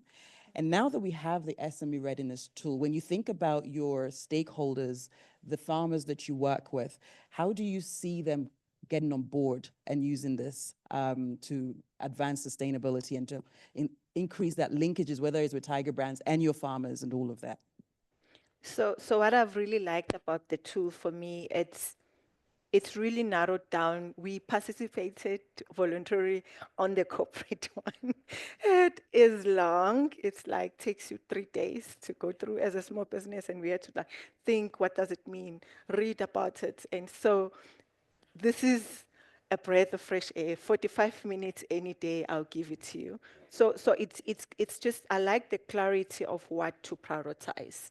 And for me, for SMMEs, we are always trying to get that next invoice and really build the business. So you want something focused to your needs. And I think it breaks down what really matters in terms of the big topics around climate change, around water. Water is our next biggest commodity, around energy efficiencies. And we have big waste problem, but also this could be an opportunity. So for the tool itself, and those who have played with it, there's a section where it asks you about, do you want to learn about this? Did you commit? Can you measure this? And can you report on this? And that for me shows you that the tool is not there to judge you. You know, it's there to guide you and grow with you and basically take you by hand to a point of sustainability, which is really something that gives you not just strength, but identify your gaps and tells you how then to fix your issues before the audit or before the funder review. So you know before you ask what then becomes the issues that the funders could ask you. But also for funders and for corporates, I think the biggest benefit for them is to start lowering the cost of compliance. Because if the SMMEs start knowing upfront what they need to solve for, what is required for them to comply, they can start working on those things, and that allows the SMME to be ready and be on a pathway to competitiveness when they meet up with the corporate or when they meet up with the funder. For SMME, I think for me personally, it's tools like this that basically start leveling the playing fields in terms of SMMEs that understand what is expected of them and those that don't understand what is expected of them. You can learn on the tool, you can grow on the tool and thrive together. Yeah. Thank you. Thank you very much. Now I'm going to go over, because you talk about competitiveness, and that is a lot of what, Gary, you do in terms of creating market opportunities for Black-owned businesses. So my question to you first is the intersect between diversity and sustainability. How do you see it in today's corporate world? Well, sustainability and diversity, that are basically one and the same thing. It depends on which angle you're looking at it from. So when we focus on the diversity side of things, we're looking at it specifically within the supply chain discipline. But someone in the HR function, off.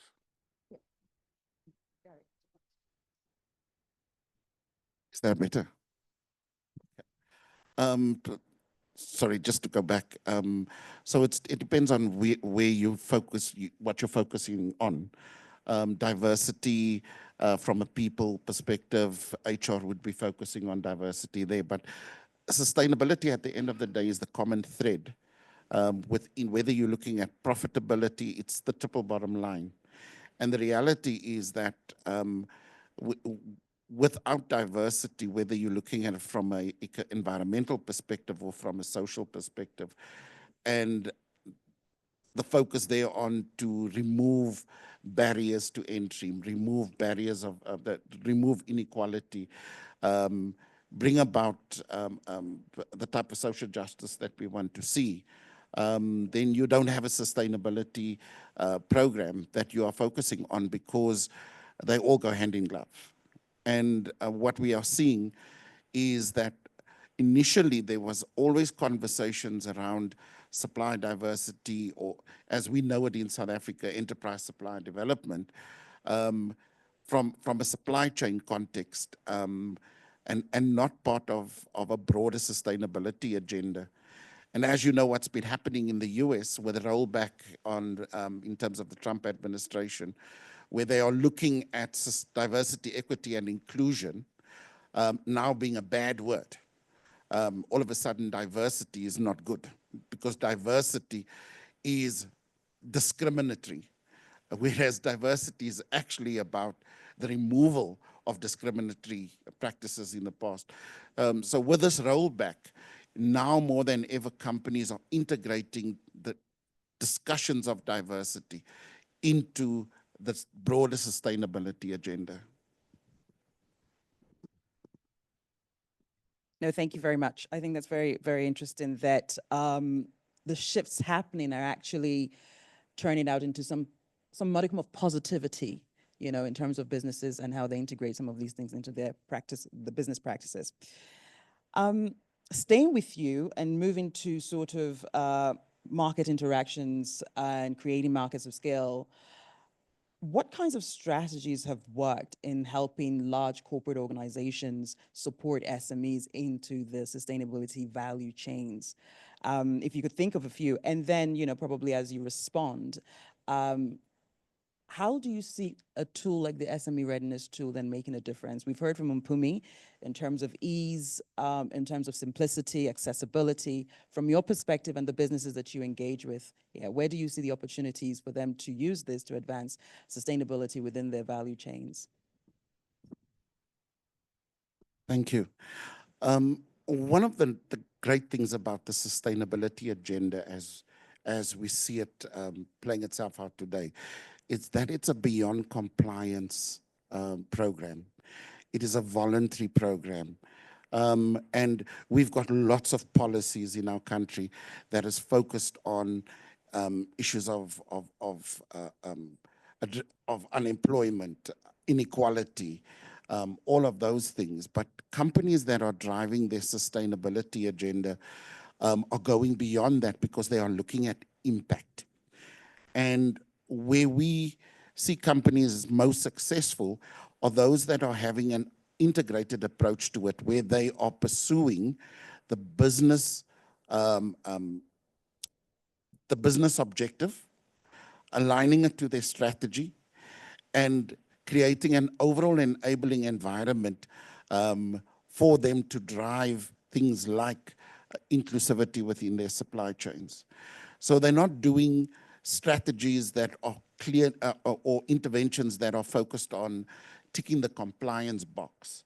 They are having a holistic approach to it. And companies that have implemented those type of programs see the greatest success because it becomes easier for them to show the value of their investment, the return on that investment through the impact that is derived from it. I think for many companies where that change process takes place, they have a strong focus on change management within the organization, ensuring that everybody understands why they are doing it, what the business case for doing it is, and the role that everybody is able to play in the different functions within a business in order to support the achievement of that objective. But of course, if you're measuring it and it's part of performance matrix, then you see people actually driving it because it's part of their job. And it's what it comes down to is companies that have moved it from being soft issues to being hard business issues, with an enabling policy environment and a capable set of skilled individuals within the organization that are able to drive it effectively, and the ability to track and measure the impact as well as pivot when they need to pivot in order to bring about the necessary change.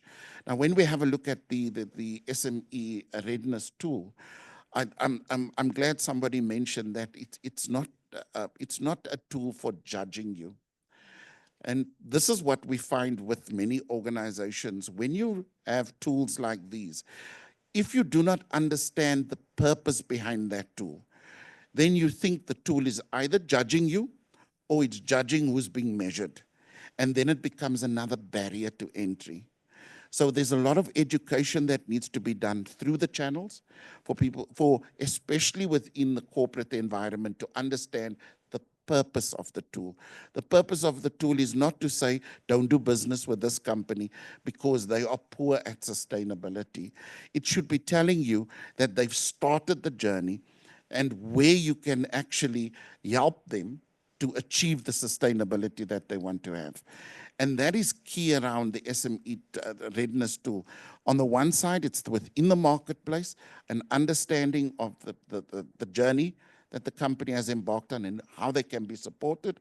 But on the other side, it's the SME knowing what they need to do in order to drive their sustainability and their level of impact from an ESG perspective. Now, just one last thing on that. We all want to do exceptionally well with everything that we see as a test. If we view this as a test, you're going to be sorely disappointed.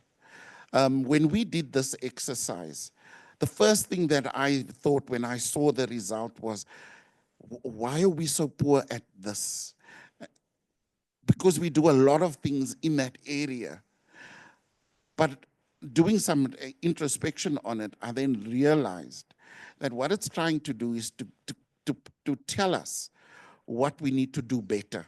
Now, if you are not ready to do it yet, because you don't have the means to do it, you don't have the resources at your disposal, or the maturity of your business is not yet at that level, then you have to recognize it.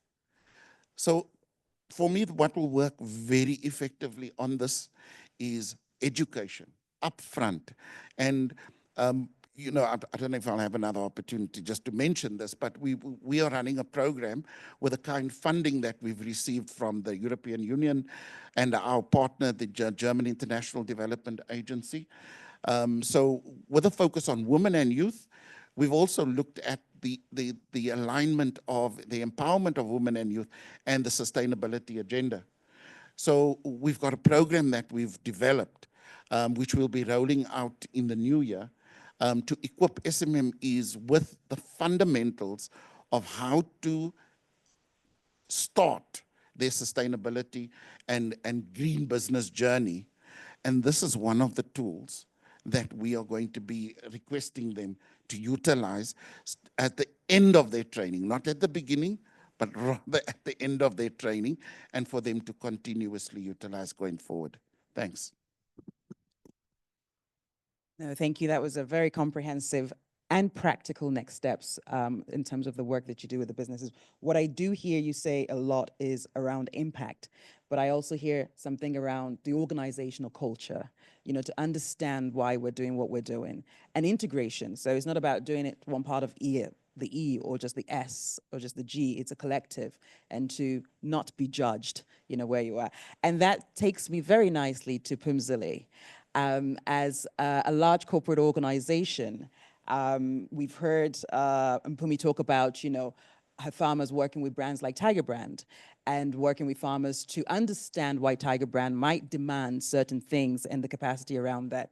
So I wanted to hear from you, how will players such as DP World support SMEs, or how do you now, I mean, if you have some practical example, support SMEs and their participation in the sustainable value chains? Because ultimately, this journey towards eternal sustainability, if you want to call it that, or green economies, means that we leave no business behind. So what is the role that DP World and large corporates like yourself can play? I think we have a large number of SMEs in here today, so they might even ask some more questions, but let me hear from you first. Well, thank you, Chigi. And once again, thanks to the UNGC for the invitation and opportunity to speak this afternoon. I know that we have the graveyard shift, so we'll try to make this memorable and very interactive. But to your question, so the first thing is, within the South African landscape, we've been blessed in having the type of legislation that, in a way, promotes corporates to become active citizens. Being responsible corporates where the issue of stakeholders is not just limited to their shareholders, but it goes beyond their shareholders, to employees, to communities, to their suppliers, to their customers, and various other players who make up the value chain. And the type of legislation that we have in South Africa, which is far more applied within the listed corporate space as well as big business, we will all remember that what doesn't get measured doesn't get done. And the type of legislation we have does prescribe, in terms of targets, what needs to be done, contribution towards enterprise supply development, which is 1% of profit after tax, procurement, supply, and various other things that have enabled your smaller medium enterprises to be part of the value chain. I think the question within the South African landscape is not so much whether they are part of the value chain. It is more a question of, is this the most we as corporate South Africa can do in elevating the role of SMEs to be part of those value chains? And in answering the question of sustainability, I think I'll approach it from two fronts. So the first is going to be purely from an ESG perspective, and the second is going to be financial, because the two actually talk to each other. So in terms of ESG, I think the first thing that companies must do, they've got to identify within their businesses where there is opportunity for SMEs. And I think in that, you shouldn't try to be like the Joneses. You've got to be very honest. You've got to talk to business, because head office can say what it wants. Ultimately, it is business and the people on the ground who will interface with their partners, with the SMEs. And if they don't buy into that vision, then that vision will never be realized. So the first will then be to say, what type of business can I give to SME? And if one references what has been a significant benefit for South Africa, the issue of renewable energy, how that has created new industries, that's certainly an opportunity where big corporates who are investing heavily in RE could invite SMEs to participate. The other is on the financial sustainability. It's really around the quality of business that large corporates give to SMEs. I think it is very important when we talk about quality of business, we're not talking ad hoc, uninformed business. There's a clear vision around the path to help SMEs to grow from being small or micro enterprises to be standalone enterprises that ultimately become large and, if not, listed corporates. And from my experience, that requires a champion within the business who actually is the leader of the business. They say everyone looks up to do the right thing, so you've got to lead from the front. It also is around what gets measured. There's got to be definitive targets within the business that this is what we intend doing.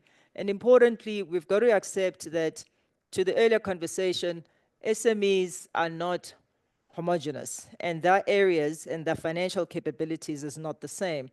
And what we've seen succeed is when corporates provide very forgiving payment terms. So instead of your 30-day, 60-day normal business terms, because it's an SME, because we want them to grow, because we understand, to a much earlier discussion as I arrived, the issue of cash flow and worrying about people being sustainable. Corporates do have the ability of shortening that payment cycle to enable the SME. And lastly, large corporates, because of their economies of scale, have a lot of benefits. One of them is from a procurement perspective. And if you have a partner, as we have done within the DP World Imperial Stable, we use our procurement advantage to the benefit of our SME partners, because that means they could be able to source material inputs at a far more favorable rate, at far more favorable terms, which also has a positive spin-off in that as the person who is getting the service from an SME, from a price point perspective, they are also competitive. Because ultimately, when you're looking to do work with a corporate, cost is important, and really, to be able to sharpen your pencil on the cost side, you also need to have the benefit of being able to source the critical inputs at a price that doesn't disadvantage you in relation to your bigger competitors. No, thank you very much. That was very, very comprehensive. I like I've enjoyed hearing some of the very practical next steps, really. And I think on championing, really, there's no reason why large corporates shouldn't factor in the financial situations of SMEs and adjust, and I think it was probably something that hopefully participants in here can take away and have the confidence also, through organizations like SC Holdings and Gary's organization in terms of negotiating, supporting businesses to negotiate with large corporates about What is it that you can change? Just because you do business this way doesn't mean you have to continue doing the business that way. And I quite like some of that practicality to it. I'm going to stay with you because we're going to talk about enabling frameworks. I think many of us know about the African Continental Free Trade Area Agreement here. I think it came into force in 2017 and trading started a couple of years later, but we really haven't gone as far as we would like to. But we always say Africa has got all of this resources, this market, these opportunities, and time is ticking. Now, in a recent ABLC interview, you highlighted the fact that, you know, the AFCFTA, yes, it's there, it's an enabling framework, but we need to focus on a number of practical things to move the dial. Businesses are really important. The conversation on the setting up of AFCFTA had a lot of government engagement, quite rightly so, but the implementation is business ultimately. So I think what I would like to ask you at this point is, how do you see us translating this AFCFTA vision into tangible cross-border trade and investment flows? If you could share some thoughts around that. Thanks. Sure. I think all of us have and continue to have great hope that the AFCFTA will take its place in the world, similar to what we see with Asian economies, what we see with the EU. I think the learning there is when you aggregate at continental level, your purchasing power and your global currency increases multiple fold, particularly when on a standalone basis, you are not the biggest economy or population in the world. So you would put China and India in a very different bucket because singularly, they have populations of over 1 billion people. For me, the one thing that we need to move away from is from vision to action. Talk is good, but as a person in business, one thing I've learned is, firstly, I don't like going to too many meetings, though I find myself going to too many meetings. And the simple reason is that meetings, deliverables must arise, and importantly, there's a lot of talking. Some people that you talk to, that will result in action. Many other people that you'll talk to, it's a nice get to know you and nothing ever happens. One of the most important things for me to really move the dial on the AFCFTA is government has done its part. There are protocols, there are agreements. Government must now make way for business to do what it does best, which is to do business. And that, in my mind, covers a couple of areas. So the first one is just a simple thing of enabling people mobility. Now, within our continent, we espouse great values of improving intra-African trade from the current pedantic levels of about anything between 5 to 12% to putting it in mid-20s or mid-30s within a defined period of time. As a person in business, this is a struggle for me for a couple of reasons. So firstly, for me to travel from Johannesburg to Lagos, I need a visa. And in all probability, it's going to be a single visa. For me to travel to other parts of the continent, and I'm not singling out Nigeria, I'm just citing an example. You do need a visa more often than not. Now, that on its own, given that business and opportunity are almost instant. If I've met someone, there's a good cadence, there's a good rapport, there's something we want to do, I can't say to them, wait for me to get to your country in another 4 weeks. By the time I get there, the opportunity will be gone, and the purpose of that engagement would have been severely diluted. So the first important thing is, as we see freedom of movement, which is making the Asian tiger so successful, which makes Europe such an important trading bloc, is we should be able to move freely within boundaries, of course, within the continent where we live.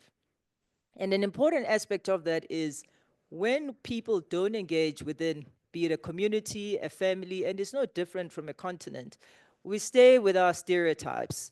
People will think if I go to a particular country, this is what I'm going to experience, these are the people, but engagement and travel also breaks down those cultural barriers. And what you find is from engaging people, you realize that, well, actually, the business challenges we face are the same. Maybe certain parts of it are more specific to your country versus mine, but essentially as people in business, there are some similarities. So the first one then is the mobility of people, which in my mind should be more seamless. I think it is time for our governments within the African continent to loosen the red tape and the regulation on travel. The second is even more pivotal, which is around infrastructure. So as a logistics business, you can imagine we run a fleet of 1,000 trucks, some cross-border and others that are local. And one of the defining things about logistics, which is an important cog in the wheel of economic growth and sustainability, is that if it is expensive for us to move goods across geographies, then ultimately that cost is borne by the consumer and that cost is borne by that economy.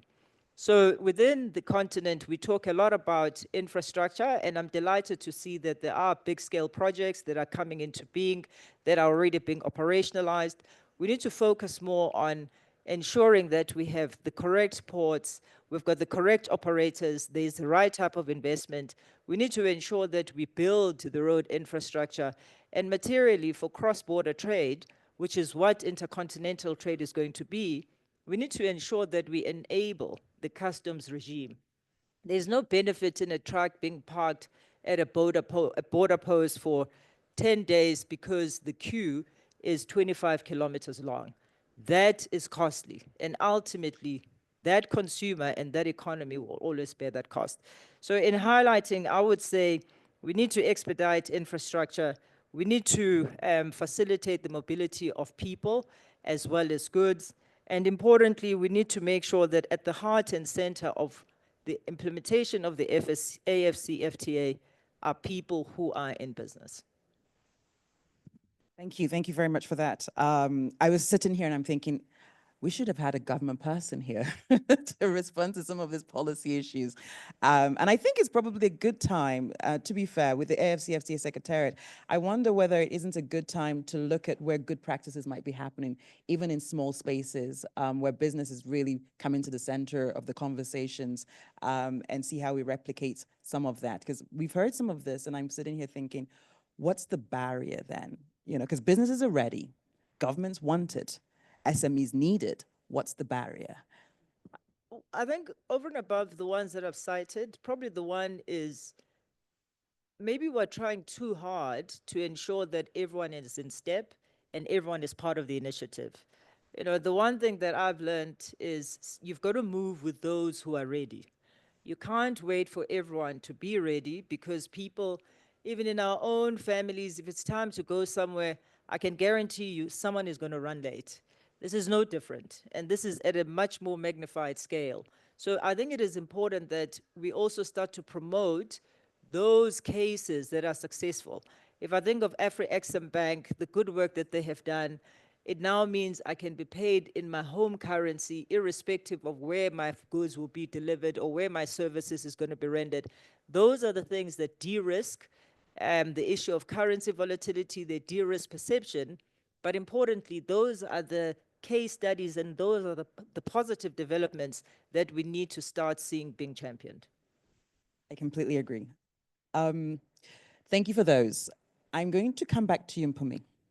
So we've had a few different views now. And I guess my last question to you is, what more do you need from large corporate organizations and financial institutions to move the dial? One of the quick takes that I'm getting from here actually is that tools like the SME Readiness Tool allows a simplicity of language between large corporate organizations and also SMEs, because you all understand, not because you don't necessarily, but there is a tool that is appreciated by large organizations, used by SMEs, but in the process also, one of the things we haven't emphasized here, but Phumzile mentioned it, is around the cost savings, right? That road to sustainability and how it also impacts on financial savings for organizations. But I digress a little. Back to you. What more do you need? So, I mean, what's really great about the tool is it's amplified one of the SDGs, which is partnership for the goals.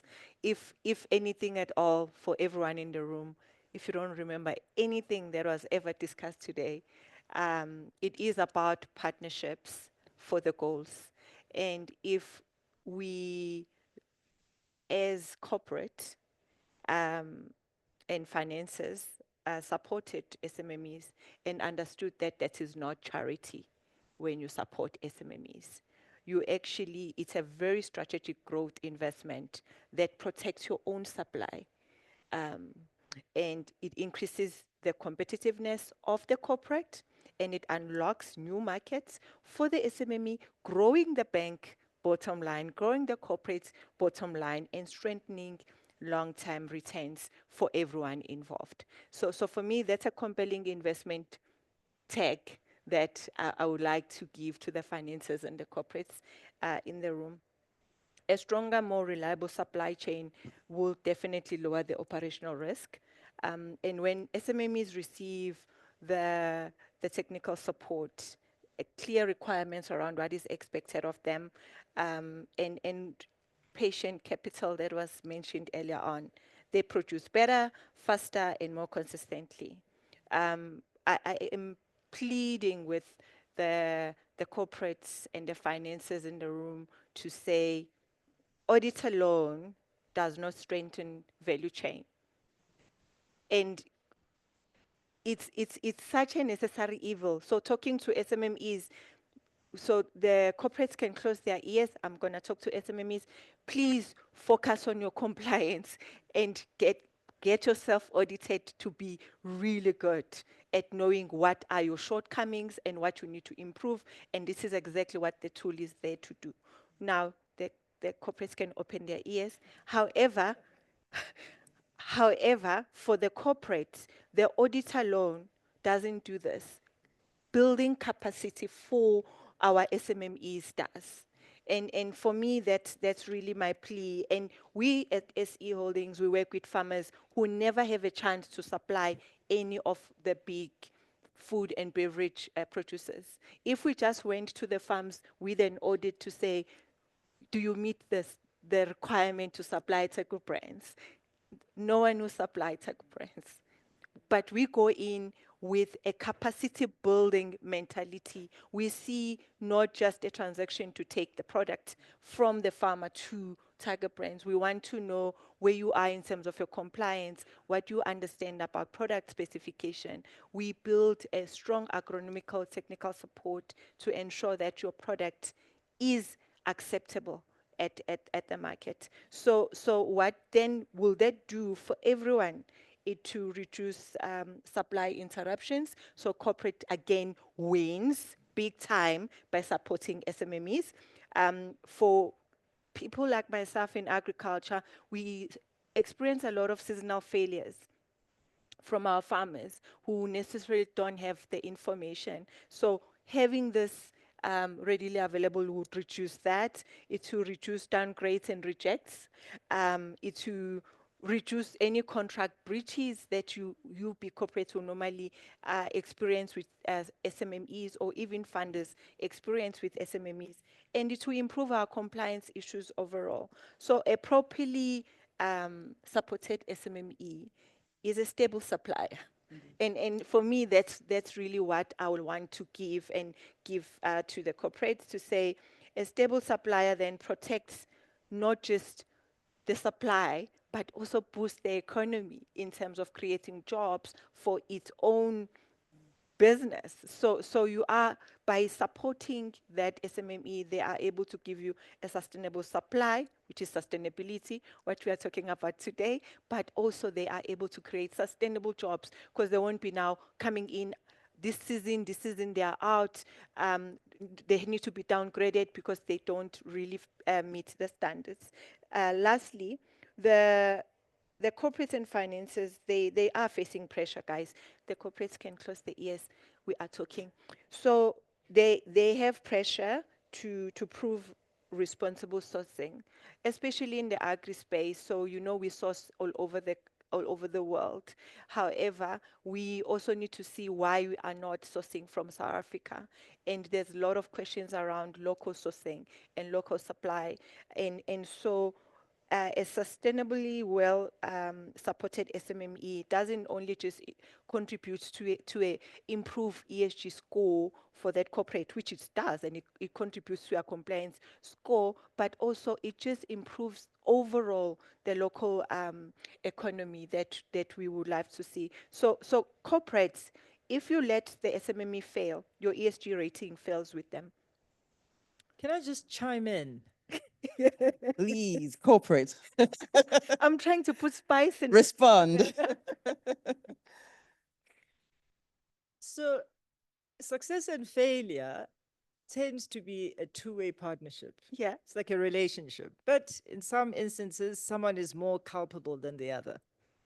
But putting that aside, just to share with everyone in the room, a very recent case where a corporate put out an RFQ for services in information support, invited an SME, small enterprise, well-run, one key man, and the price point was in line with what they were looking for. They couldn't award that size of business to the SME because of key man risk. Now, the question then is, or maybe before I get there, someone's going to say, oh, that's unfair, they've got to give them an opportunity, which is correct. But also as a corporate or any business, you want to make sure that when it comes to certain services where there isn't ready substitution or someone who can step in, that you do have a backstop.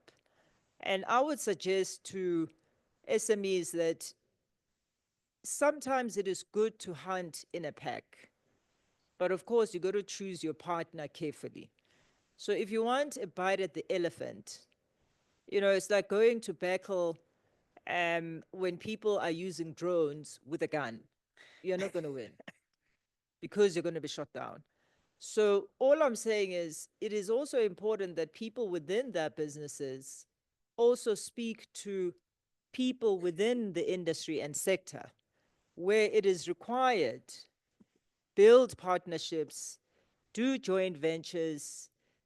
And of course, the most important thing is ensuring that you find the right partners, you have the right legal protection to be able to approach corporates as bigger entities. And in so doing, you will be assisting them in addressing the risks that they would face if they appointed a sole proprietor. No, thank you very much. And Mpumi, I think you had some last words as well. Thank you so much. Yes, we need to hunt as a pack. You took that in. I love that. Thank you so much, Sis Pumzile. So my departing shot to corporate and finances is once all of this has been done and we've been supported and we are thriving, when an SME grows, the entire value chain grows. And the corporate grows with it. And so for me,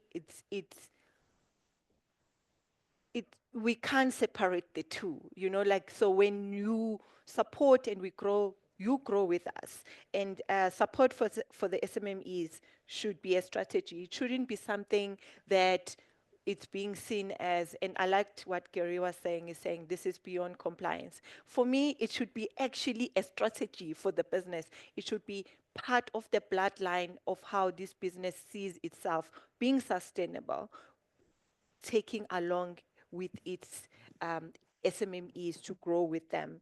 And that then in turn, when you are auditing them, you are just basically creating maintenance to say, oh, so where are your gaps and how do we make sure you are doing that? Because if we want a sustainable value chain as corporates, we must build them and not just measure them. As much as it's all just about, okay, you need to name it to measure it, but also I'm saying, can you build it to measure it? Thank you.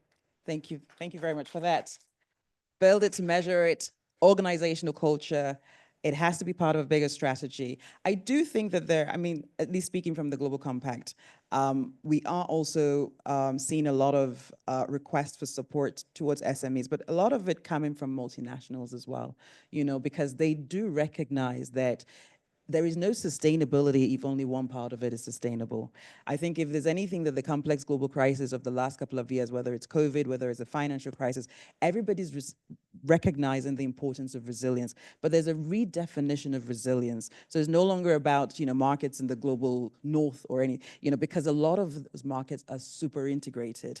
And so I think the question now is, as corporate organization and as SMEs, how do we speak the same language from start to finish? How do we recognize that profits and purpose are both shared equally, and that one cannot thrive without the other? And I think there's work to do, but I think a lot more organizations are recognizing. And the other thing that we haven't talked about here is also the role of stakeholders and shareholders, because there's a call between stakeholders and shareholders on ethical consumerism. So I think now is a good time for us to come together. I think there are so many factors that work in our favor to really commit towards supporting SMEs in Africa, in South Africa, to grow, because all of the stars are almost aligned if we take away what's going on right now. But, you know, there are opportunities that grow. And with that, I'm going to turn to Gary for his last comment. So Gary, we want to talk about a systems perspective. What needs to change? So from a policy perspective, corporate practice, finance, but more importantly, and what we haven't talked about here a lot, especially for Black-owned women and youth enterprises. They are some of the hardest SME groups to access finance, to be supported, to be visible. Over to you.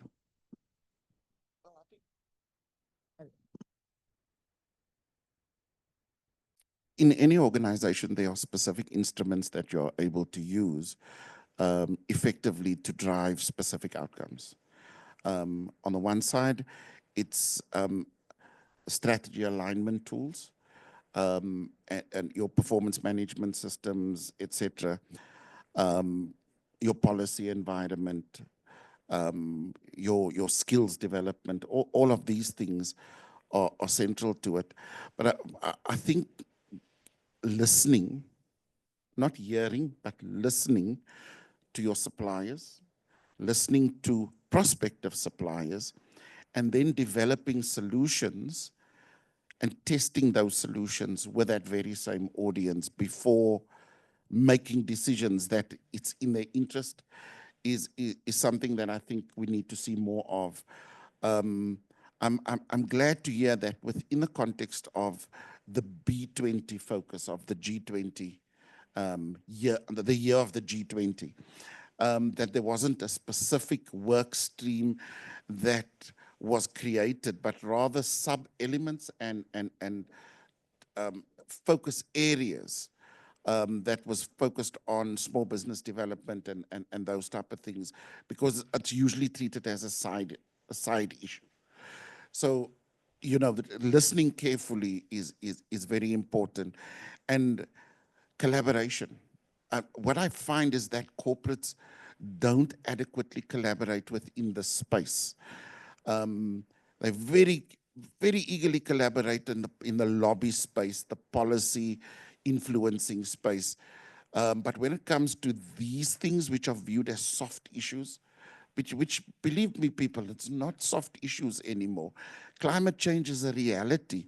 The inequality that we see persisting, it gets worse in developed countries, let alone developing countries. And if we don't start listening carefully and giving a proper voice and responding to those that are not part of the mainstream, we're not going to see the type of change that we need to have. And therefore, the hunting in packs is right. You've got to hunt in packs, but at the same time also, you need to ensure that you are aligning your voice, and through that pack that you're having that single howl that is consistent around what is needed within the space.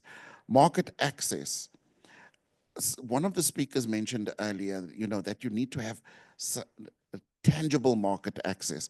What we see very little of We see ad hoc, piecemeal market access opportunities being given to SMMEs. And that's not sustainable. And then at the same time, you're still expecting them to uphold and to implement sustainability issues within their business. Sustainability comes, there is a cost associated with it, but in the long term, there's a saving. It's that alignment that needs to happen that I think is central to the entire process. Thank you so much. I think this has been a very interesting discussion. Mr. Program Director, do I have space for a Q&A? Yes, you do. Thank you. Okay, so we'll open the floor for about 10 minutes to take some questions. I see a hand over there. Okay, there is one right at the top there. I see the lady with the headscarf on. I see that, and then we'll go to the other side. So please, over to you. Good afternoon, everyone. My name is Venetia van Wyk, and I support corporates by building smarter, more inclusive. Can you speak closer to the microphone? Thank you. Sorry. I'm Venetia van Wyk, and I support corporates by building smarter and more inclusive enterprise and development enabled products. I have to say that I am a friend of the UN Global Compact. My work has been recognized in the last SDG reports for South Africa, as well as just looking in terms of the the Global Compact surveys that was done. Further recognition was done in terms of gender acceleration in the workplace. So I'm very excited to have a look at the tool. I'm a good friend and quite a good supporter in terms of using the Global Compact initiatives. Some of those initiatives has got me to win like South African and Southern African awards in terms of gender acceleration. And that is by just practicing the tools that was provided by the UN Global Compact. So what I am now doing is helping corporates to foster enterprise development. I spent many years in the ICT industry, where I led group transformation for an ICT company. I've now since pivoted and focusing on providing enterprise development solutions for smaller companies. My question today is, one, with the Global Compact partner as part of the distribution with SMMEs that is now focused on transformation, because that is currently what I'm doing. And two, another question would be to Pumzile. And how ready is your organization, like for example, DP World, how ready are you to have a look at practicing and implementing AI-driven solutions that can scale SMMEs for the future? Thank you very much. Maybe we take the questions first, and then we'll have some responses. Yeah, we have time for one more question after that. We have time for one more question. Okay, so over to you. Yes. I just want to make two inputs, perhaps to say to multinational corporates that, you know, ESD, majority of them spend money on supplier development. And where we're talking and what is needed is that capital of enterprise development into building capacity. So I think it is an opportunity for the UN and all corporates in here to really strategically think about enterprise development and use that capital towards the impact capital and patient capital. And I think it is there, it's a low-hanging fruit. It's not something that should be, but I do believe an organization like UN Compact is fit to lead that kind of drive in getting that flow of capital and a fund being done. Second of all, the other input I'd like to talk about is the informal businesses. And it's with regards to the team with the tool, because there we're talking gap analysis and formalization. And we find a lot of tools are not available around catering for that space. And second of all, tools, particularly for grassroots incubators and aggregators, are quite expensive. You know, you find tools where you've been told that they're being told that it's 40,000, 60,000 or however. But I do believe that we would love to see a customization that speaks to informal pathway and economy, because a large number of businesses are still in that space and it's untapped and it needs to be catered for. So it cannot be an African sort of B20 that does not reflect and answer the question of the informal economy. Thank you. Thank you. That's it. Okay, so we will continue the conversations outside of here. I know there was one direct question to Pumzile, and then what I'll do is I'll give my panelists perhaps, 30 seconds to give their final reflections on the queries that have been asked. I hear something about informality. Achieng, you have something around transformation, and also enterprise development. But let me go straight to you, Pumzile, first. Thank you. Thanks, Chigi. So, Venetia, I'm not sure if I understood your question, but how I captured it was how ready is DP World in terms of practice to implement AI skills that can scale SMEs? Okay, so I think what we would, there's nothing that specifically, let me put this differently. It's not necessarily in the use of AI. So what DP World has done has been to develop a number of digital platforms which are of benefit to SMEs. So one of them is a supplier funding portal, which has been marketed globally. Our partner in South Africa is Standard Bank, where we provide working capital, consignment stock, et cetera, to the DP World clients.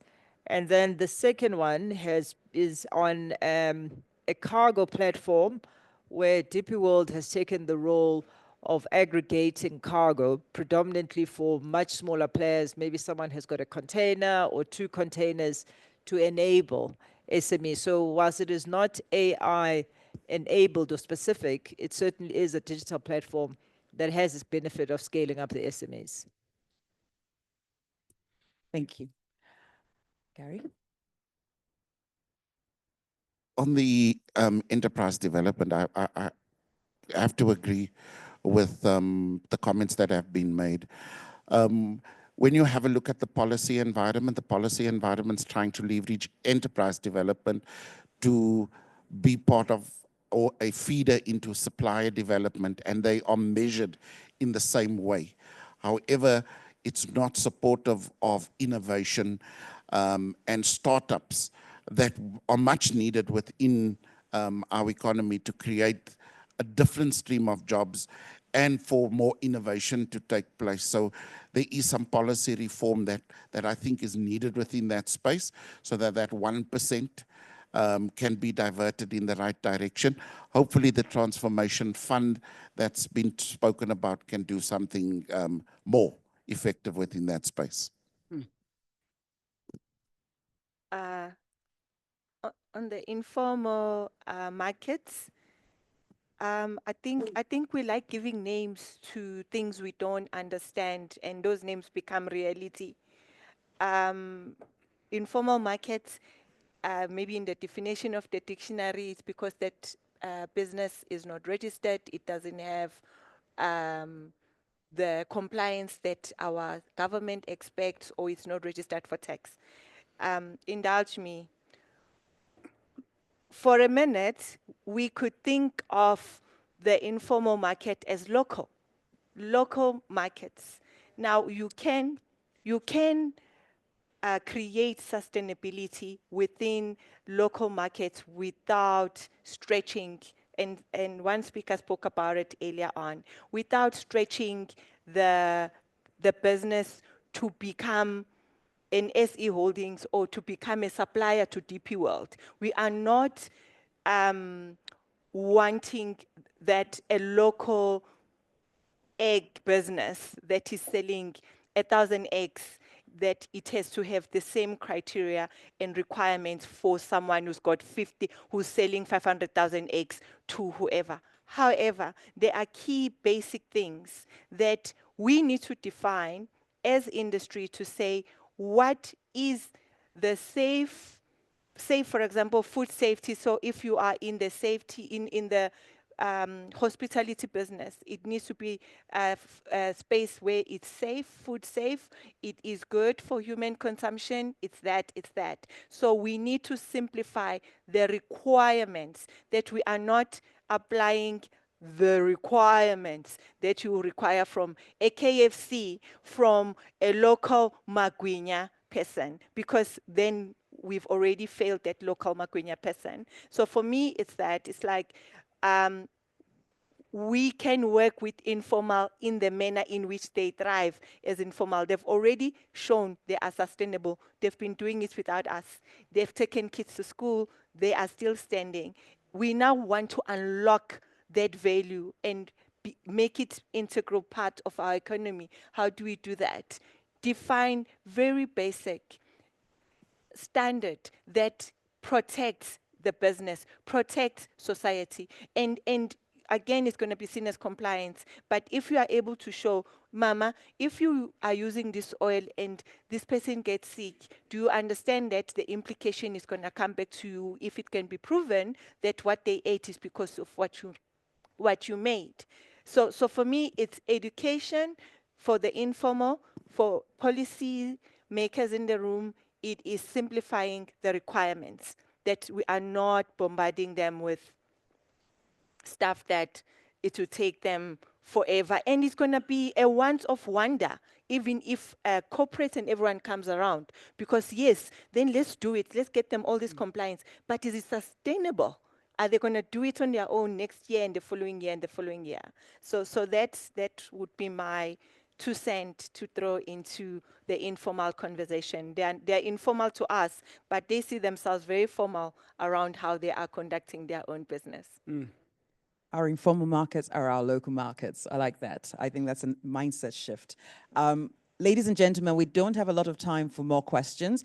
It's not lost on us on the conversations around UN Global Compact. Dr. Acheng is here, and she'll be happy to work with you because you know each other already. But I think the only thing I would say from that perspective of what was raised is there is a recognition around the support that's required to ensure that small and medium enterprises participate fully in the value chain. I think it's precisely why we're here today, because we have identified what's needed in the South African market. But globally, we've got the Sparks Initiative. We've actually, in September this year, we launched the Sustainable Procurement Coalition. And part of that is really peer learning. We didn't talk about it a lot here. You know, how do we learn? How do we get multinationals who are leaders on that spectrum, or SMEs who are leaders on that spectrum, to also support those who might be beginners? I think there's so much around that. Capacity development doesn't have to be too sophisticated. It literally has to be, let's understand what the issues are. Let's bring those who can do it well. Let's learn from one another. Our role is to convene, to build these coalitions.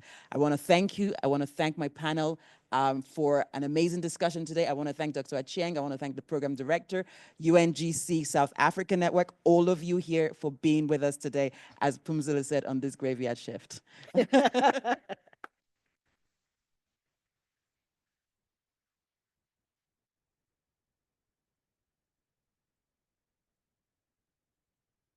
My friend. It's Very been so long. Good. I'll catch up.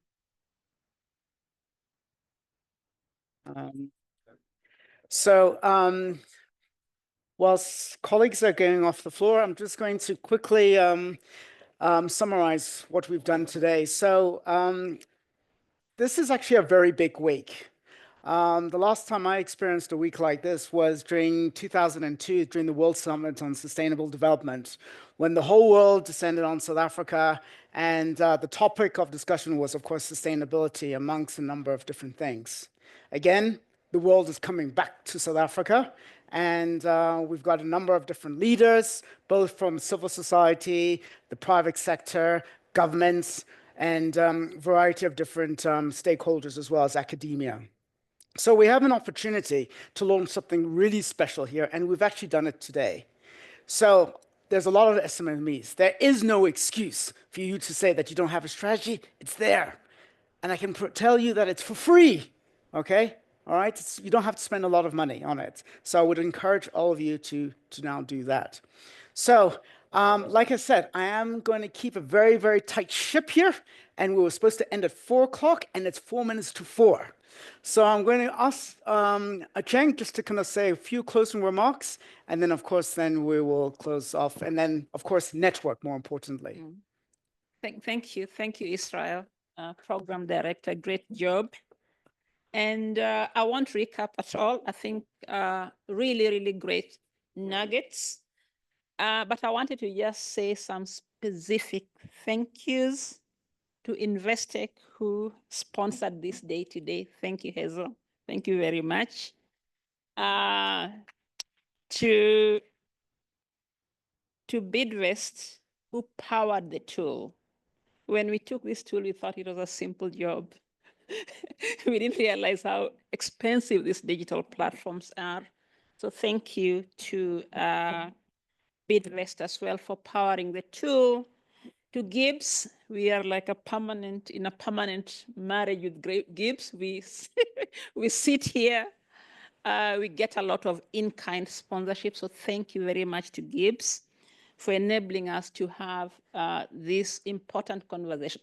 We were deliberate to make this an SME engagement, but I just want to announce that we have a lot of engagements during the year, which are general.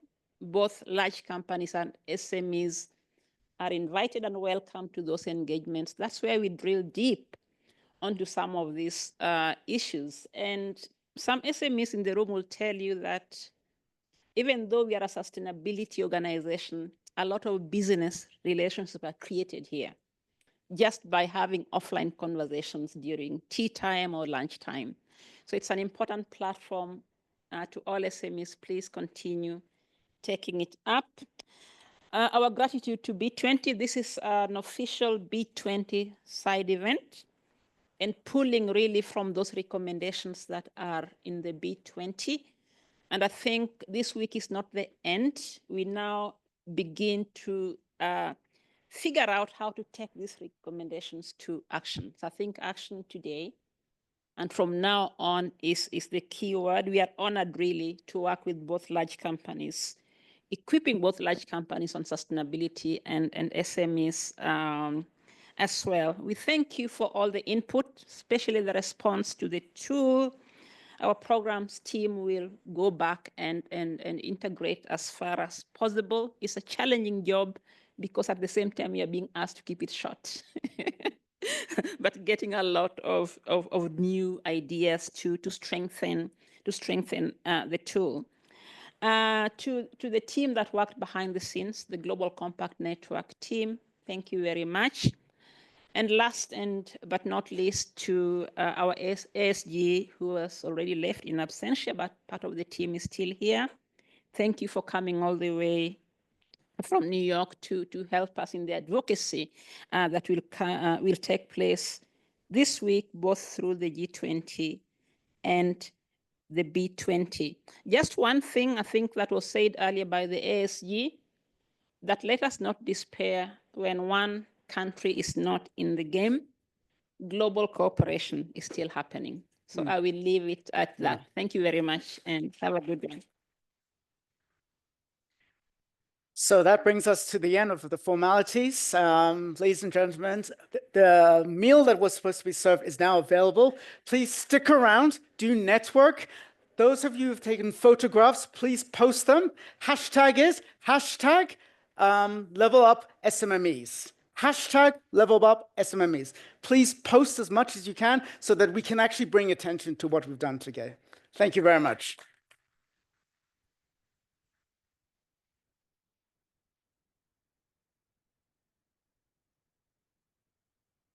Cool.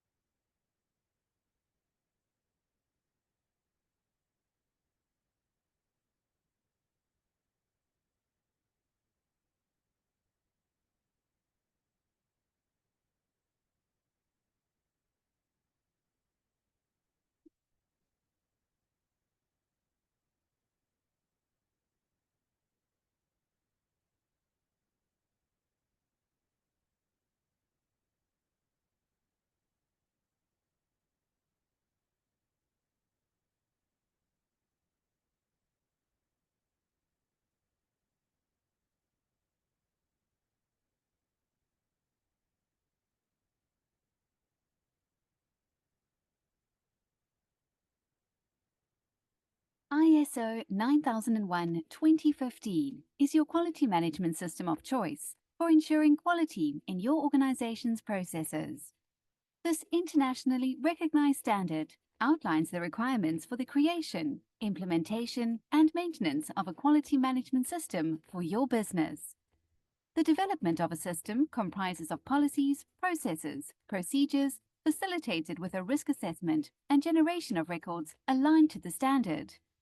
The key is to identify the core processes and ensure all activities have quality control embedded in them for optimum performance. ISO 9001's main goal is to increase overall customer experience and satisfaction by improving the internal systems of the organization. These improvements allow the organization to produce quality products and services while promoting consistent, ongoing growth and trust with all internal and external stakeholders. Note that ISO 9001 is not a standard aimed at defining product quality only, but rather a process-based standard used to monitor and control product and services processes to meet the required results and objectives through detailed quality-based risk assessment. Achieving ISO 9001 certification can benefit your organization in the following ways. A boost in company image and credibility. When a company is looking for a supplier, They often require the supplier to be ISO 9001 certified before they will even be considered. An increase in customer satisfaction. By improving internal and external client satisfaction, your organization will enjoy more repeat business. Fully integrated business processes. ISO 9001 makes it easier to identify efficiency improvements and cost savings in your business by providing a structure management system to achieve quality goals and objectives. Evidence-based decision-making. By driving decisions based on evidence, your management team can be more focused on applying resources to areas that can improve efficiencies. Better communication between employees.